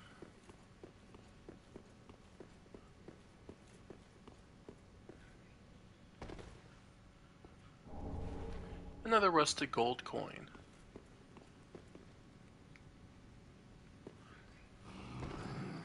Yep.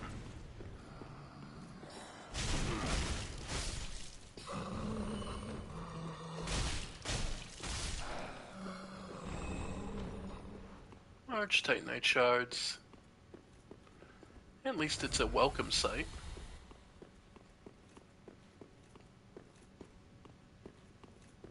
And down here,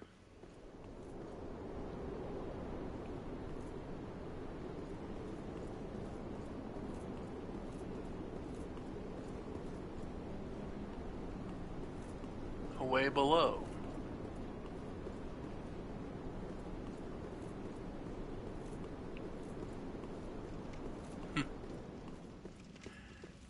and I believe, if I remember correctly, one of the most terrifying places for many people.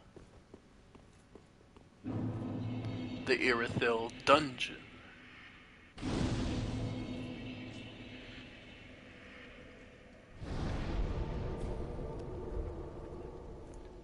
Because of a unique effect in enemy.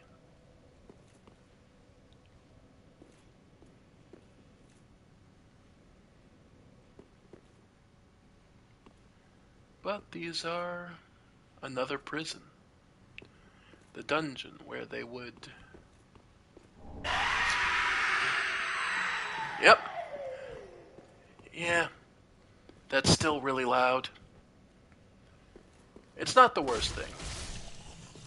It just summons a bunch of the corpses.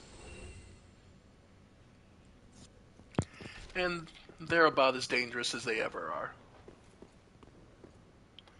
But more importantly, say hello to the most dreaded enemy in this area. And one of the most common. The Sisters. They release a gas and attack you. They have a very simple attack method. Do you notice what's terrifying about them?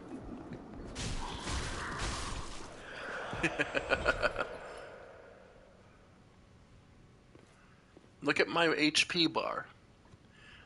It is an enemy that reduces your max HP by how long they see you. And you don't get it back.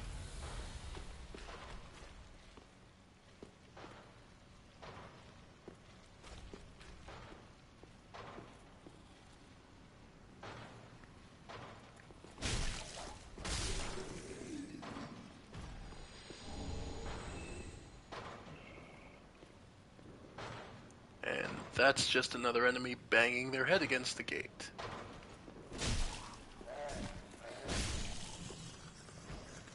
Yep. So remember, this is a dungeon, so this is where all the people Irithyll didn't want to deal with were gathered. Now I want to show this off. The effect of those sisters. That gas they release. There you can see. It only affects you so long as they are alive. So to preserve your HP, you need to kill them quickly. As efficiently and fast as you possibly can.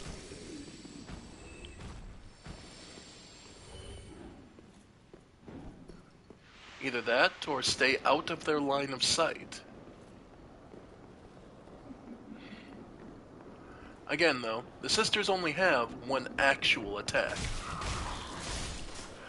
It's running up to you and stabbing you with that brand.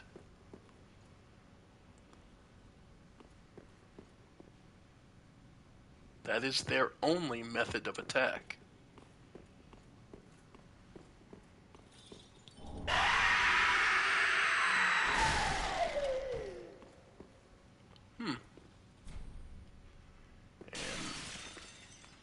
doorway is locked.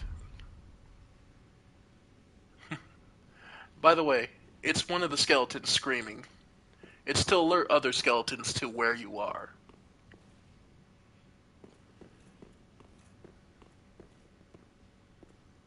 Alright. And bear in mind, the sisters do hurt. So there is a punishment if you allow them to get in on you.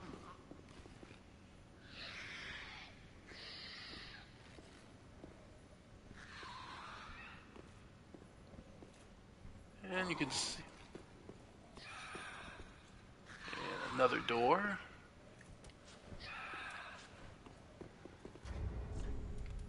And if you, just to show off,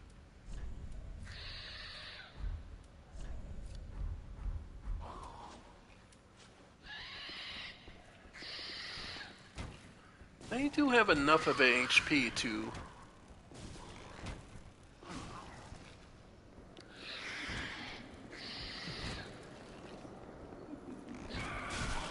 Yep.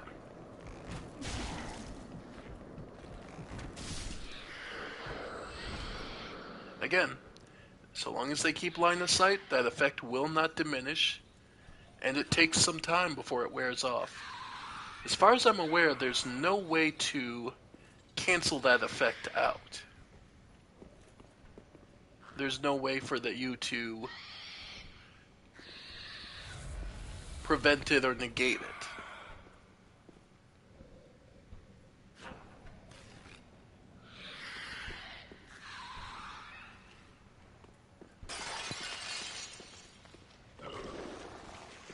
Ugh, well, that doesn't sound good.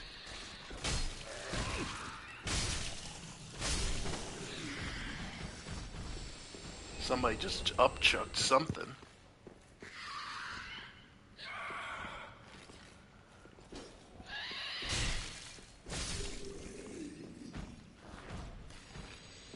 And here we can see this is a blocked off cell.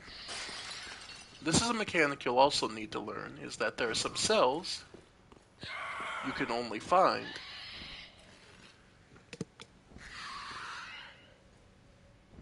and some ways you can only access if you enter the cells. Pale pine resin. And look there.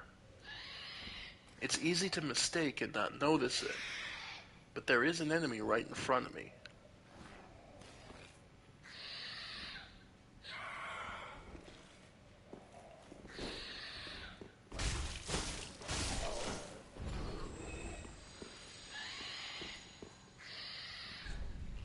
Friend.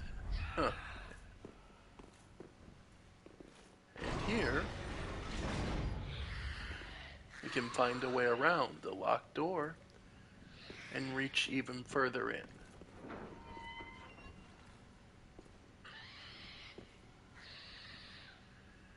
As you can see, the prison goes down several levels.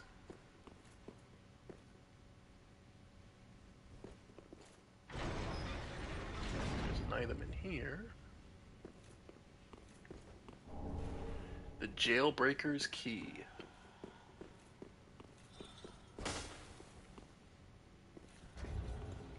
Yeah, no, that drift is horrible. Key to a barred window in the Irithyll dungeon.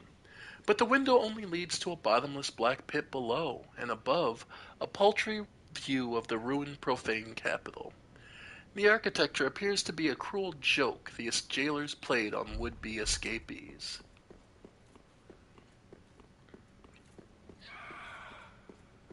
But it's best to check for yourself, after all.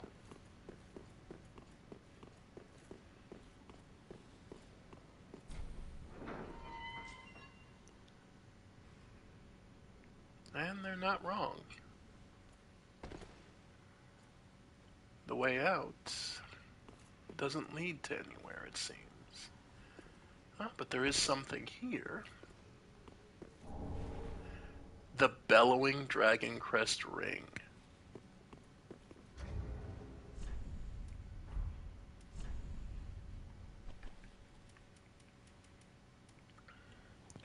greatly boosts sorceries.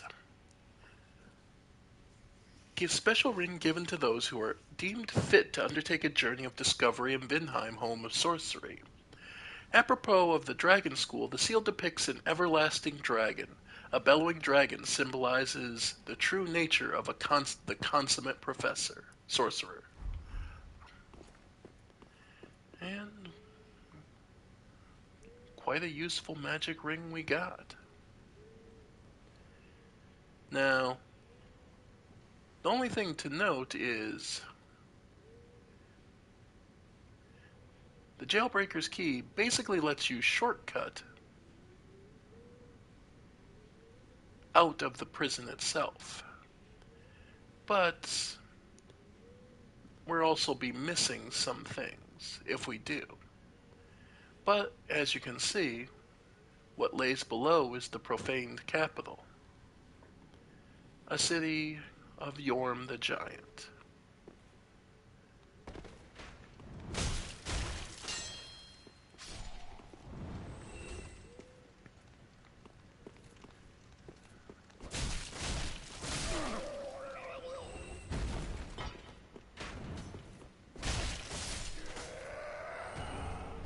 A large Titanite shard.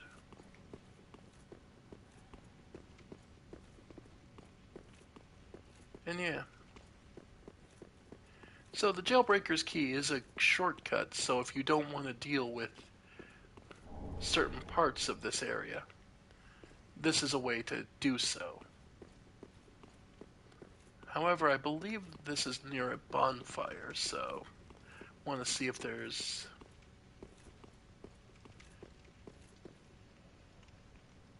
Yep, that's a mimic.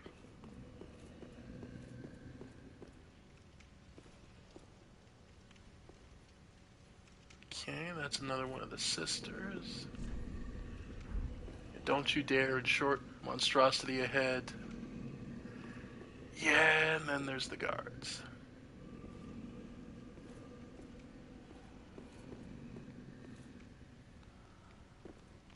Note, on the upside to this area is the simple truth that you don't need to deal with the ones who reduce your HP.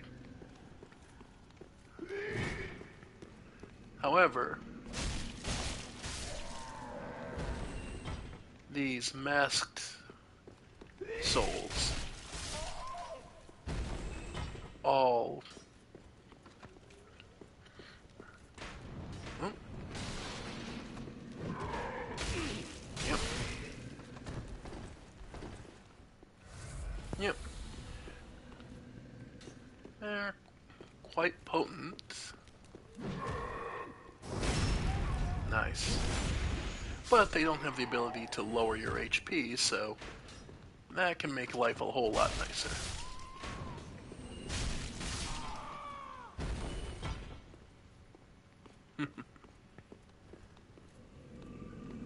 Alright. Nice. Yeah, and comparison-wise, these are all much easier to deal with.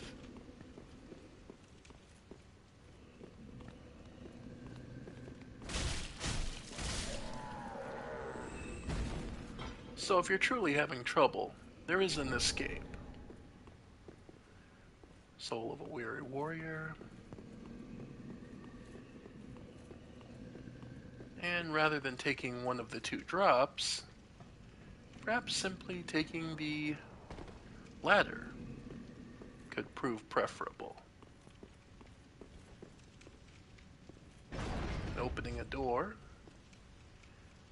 And there we see what the trick of this area would be. The big giant would have advantage in smacking you around.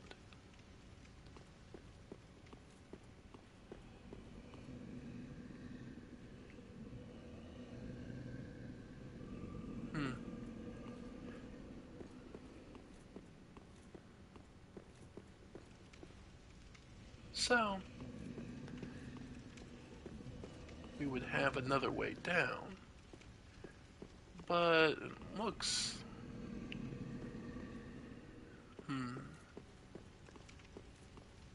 Now, the easy way to deal with this, hit him once, run away, and then pop him full of arrows.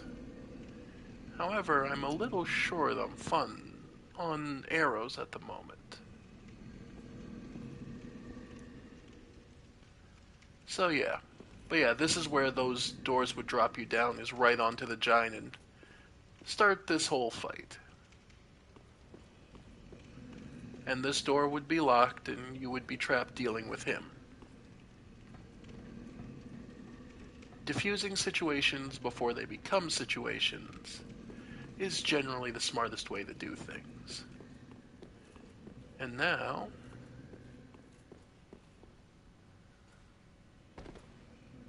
this last one drops you into a little bit of a different place, giving you more options.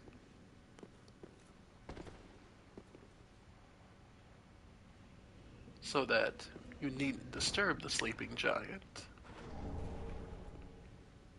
A pickaxe for one of the prisoners looking to escape.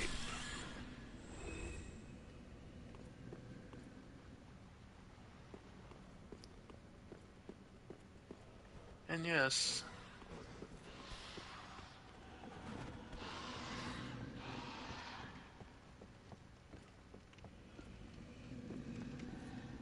yeah, you would be able to get up this way, or come down here.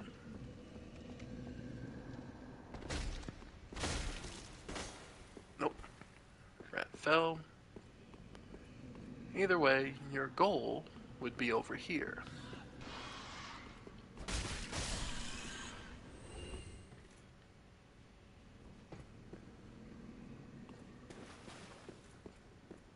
And down over here, oh, a lot more rats to feed off of these discarded souls who were brought to Irithyll Dungeon. People dug and dug looking for exits.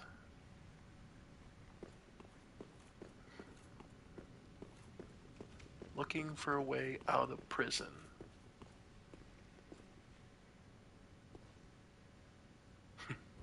Another big rat.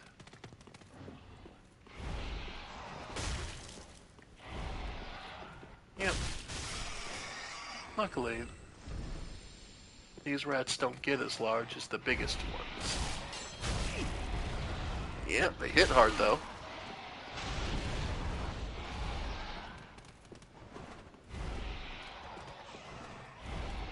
Heal up.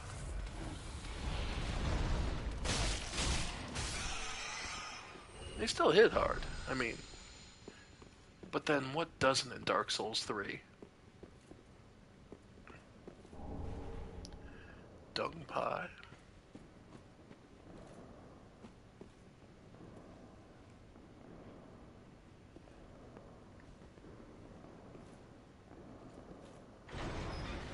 Here, we see more of those sisters.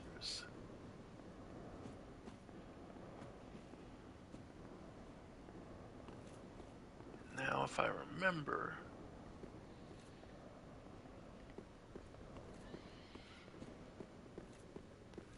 this way. Up and back around. Dragonstone torso. We'll come back to this. Just remember this exists. Several nights, all slumped over.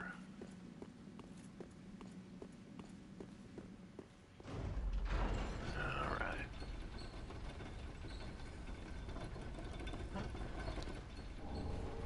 Lightning Blade. A nice miracle, allowing you to enchant your weapon. Ah, there's the switch.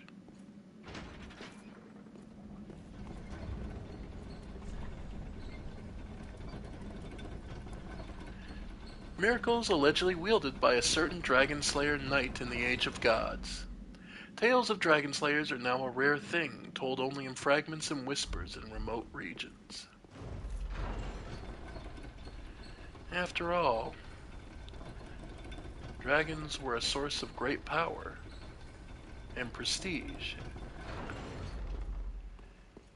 and a very common symbol of Lothric.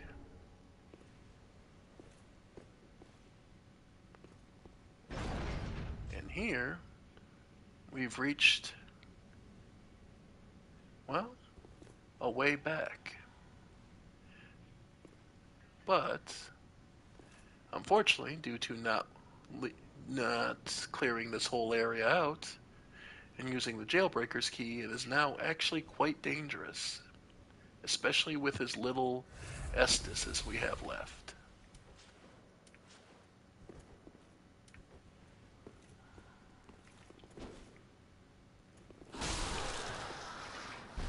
Yeah. Especially because, yeah. There's two of those sisters right there. And yes, the sisters can reduce you to exactly 1 HP and kill you in one shot. And yeah, the Cage of Hollows now can actually use dung pies.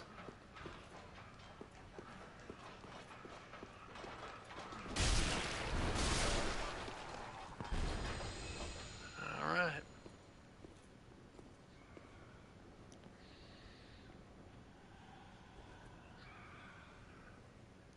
And there are actually 3 of the sisters there. The 2 facing us and the 1 in the corner. In all truth, I think we'll just leave it be. Head back to the shrine, get a level. And honestly, I'm gonna go make some food. I'm starting to get hungry. We've been going for quite a while. Welcome home, speak that. Very well, then take. So, little by little, we're Farewell, getting stronger. Ashen One. May the flame.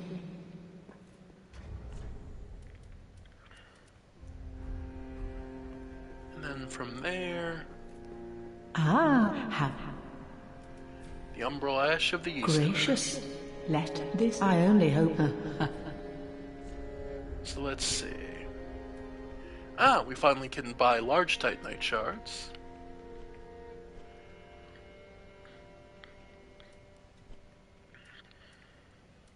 And the armor of, Eastern armor. Offers excellent damage absorption, particularly from slashing attacks from katanas, which are commonly encountered threats in battles fought in the East. So yeah, they're a bit weak on strike, but not horrible. In addition, the Oni Slayer Great Arrows, and the Wood Grain Ring. Crafted in an Eastern land and is made of metal, but with the wood grain crest on its surface. It slows equipment degradation. Wielders of swords originating in the same region follow a practice of inscribing special words on the blades of their swords, and are naturally drawn to this ring. Ashen One, bring me with. Is it not? Ashen One. And let's see. We need to reinforce. Just wasn't he?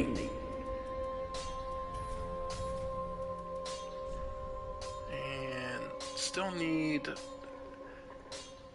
Okay, so I still need 8 pieces of Twinkling, Titanite chunks, yeah. So like 12, 20 pieces of Twinkling, really. Yeah, the Wolf Knight Great Set. Oh, we have enough scales to finally do that. Pretty, I don't. Yeah, alright. So, 290, yeah, it's a 5-point difference. But, the Wolf Knight Greatsword is actually a little preferential just because its stance attacks are a little nicer, I think. So, either way.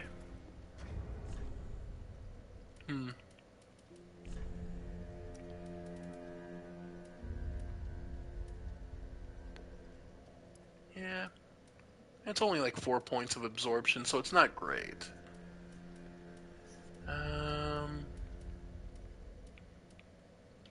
Yeah, go back to the reduced FP consumption. Because that reduces it considerably, and that means we can use the heavy skill a lot more. Alright. So, I think we're good.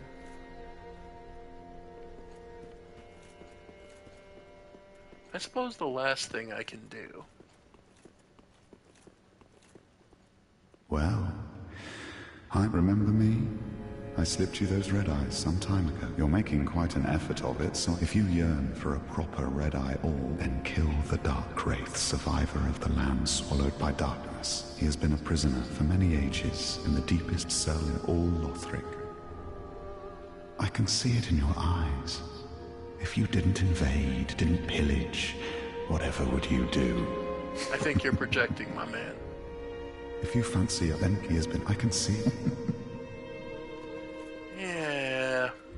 Yeah, he's projecting pretty bad. But,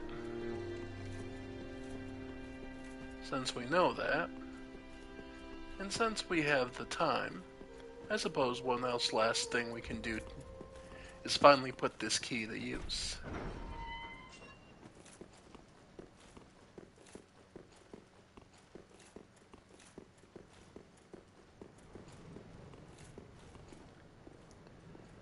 Because up here,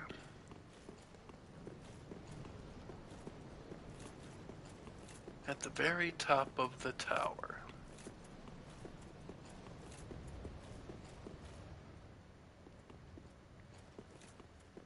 we can head the whole way up.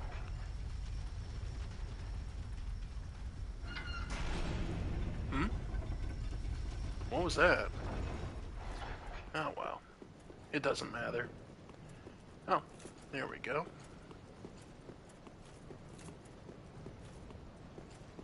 We find ourselves a firekeeper's soul.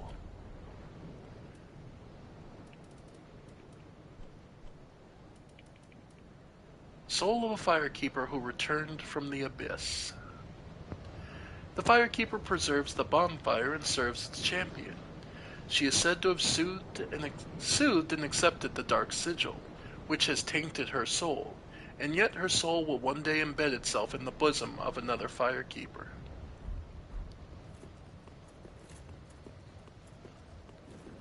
We'll have to speak to our own firekeeper to figure out what to do with it. Well, let's head back down.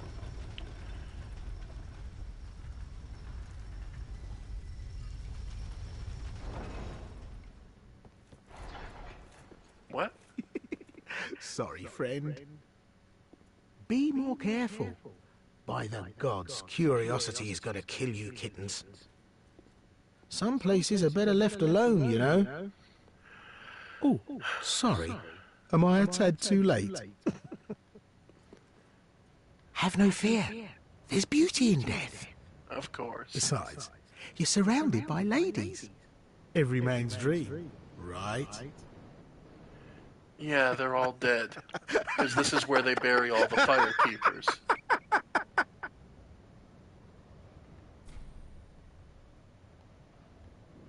Oh, no. By stripping every last trinket off your corpse, you're going to make some lucky customer very happy. Oh, but... So, Patches is going to be Patches. Well, at the very least, we can try our best to survive this.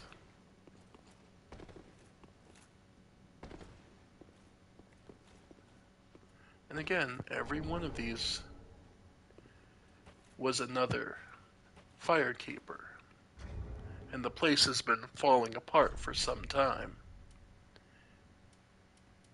But we did just get something interesting. The Estus Ring. A great ring crafted from shards.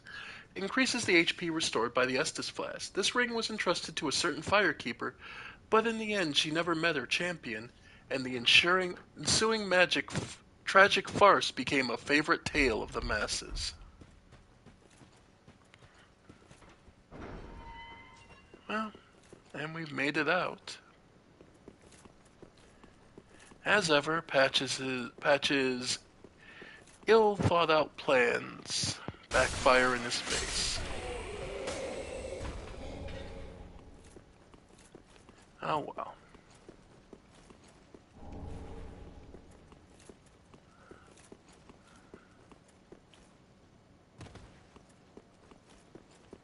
Let's head back up and talk to our friend. Perhaps he'll have some reflecting to do on his choices. There he is. Ah, look, you're alive. Now, hold your horses. Let's have a nice talk about this. Uh-huh. I'll come clean. I did you wrong. I didn't mean it, though. Not one bit. Right. You get these urges, running the business and all, and I hate myself for it. I do. You know what I mean. Terrible, really. You're alive. Oh. Thankfully, this wasn't the worst you've done. Oh, fantastic. Oh, I knew you'd understand. The heart of a lion. A model for the rest of us. Alright. But his shop hasn't improved much. Still, those black firebombs will come in handy. Ah, I see you made me rat. Yeah. A slinking rodent. But he did me a good turn back in Lothric Dungeon. Doubtless I should do something about that little dead. Well, I can hardly believe he's still standing. What's the step? Well, thank. And this is your hint about those two are linked, and we'll see about that later on. But for now, there's something else we have gotten access to. Now that we can come up here, because as all things that rise must fall, we can drop down here, kick this ladder, and now have easy access to the roof.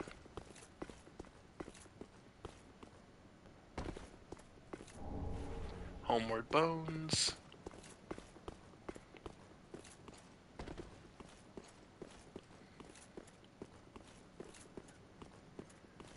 Let's see.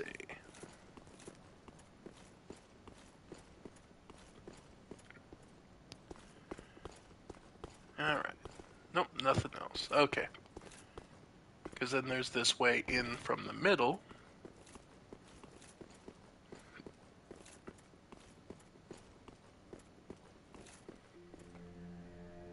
And there's something hidden up here in the rafters.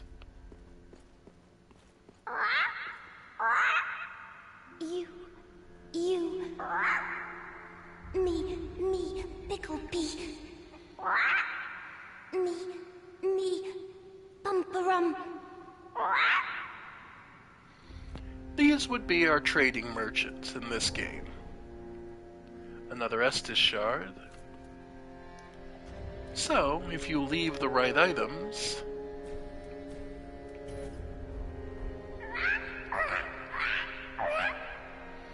they want Pickle Pea and Pumperum. This one's a little more abstract.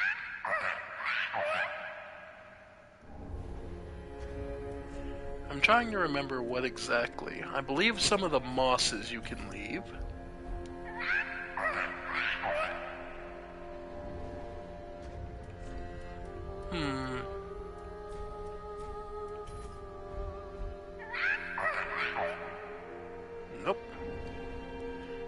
been a little while, so you'll have to forgive me. I don't quite remember.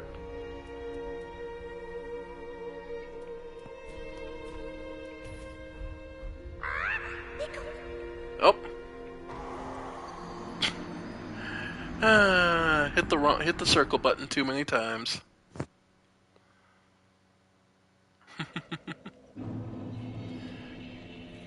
No, that might be a site you might. We'll deal with that when we get to that game.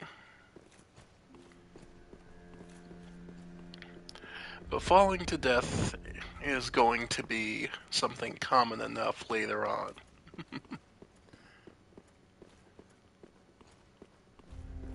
Alright.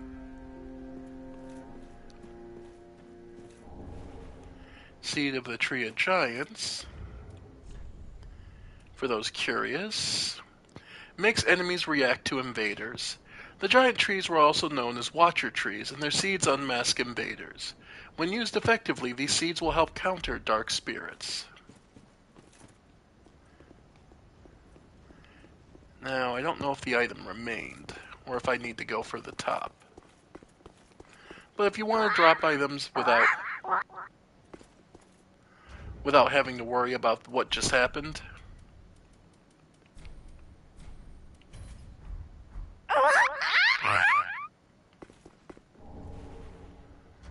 alright.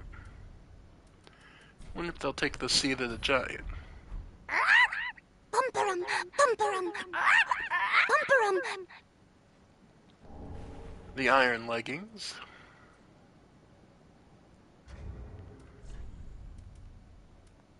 So, one of Sigurd's drinks. Bumperum.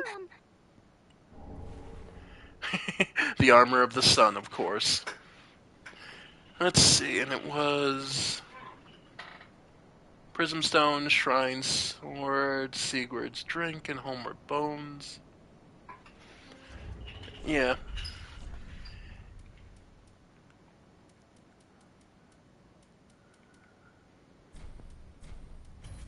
Why not?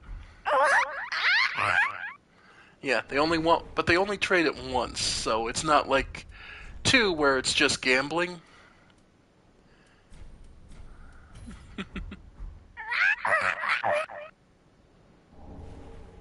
Alright, and let's go see if I can go grab that item from down there before I fell off. Yeah, okay. At least get my souls back.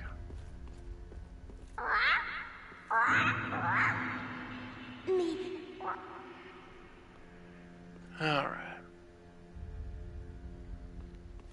But yeah. That's what the tower gets you effectively access to, is patches. Yeah, but I'm not a cold-hearted bastard enough to trade Loretta's bone. I'm sorry, that's just something I would not bring myself to do. Grey Rat deserves to know the truth. There are just some things that I truly believe Grey Rat may be a thief, but he at least deserves to know the fate of Loretta. I may never use the ring he gives me, but I think he deserves that much respect.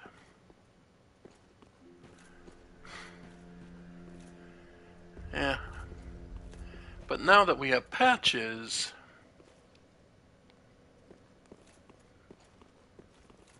we could now send Grey Rat safely on to the second adventure. But we'll leave that for now. Let's see. Yep, and we still have the Earthhill Dungeon. So yeah. And then Orlando itself. Yep, we're about as buffed as we can be for the moment, so we'll keep exploring next time. I'm pretty hungry, so I'm gonna go get some food. So, thank you all for joining me. I have been the Ephemeral One, and this has been more of Dark Souls 3. Thank you all, and I'll see you next time. Bye for now, folks. Bye for now.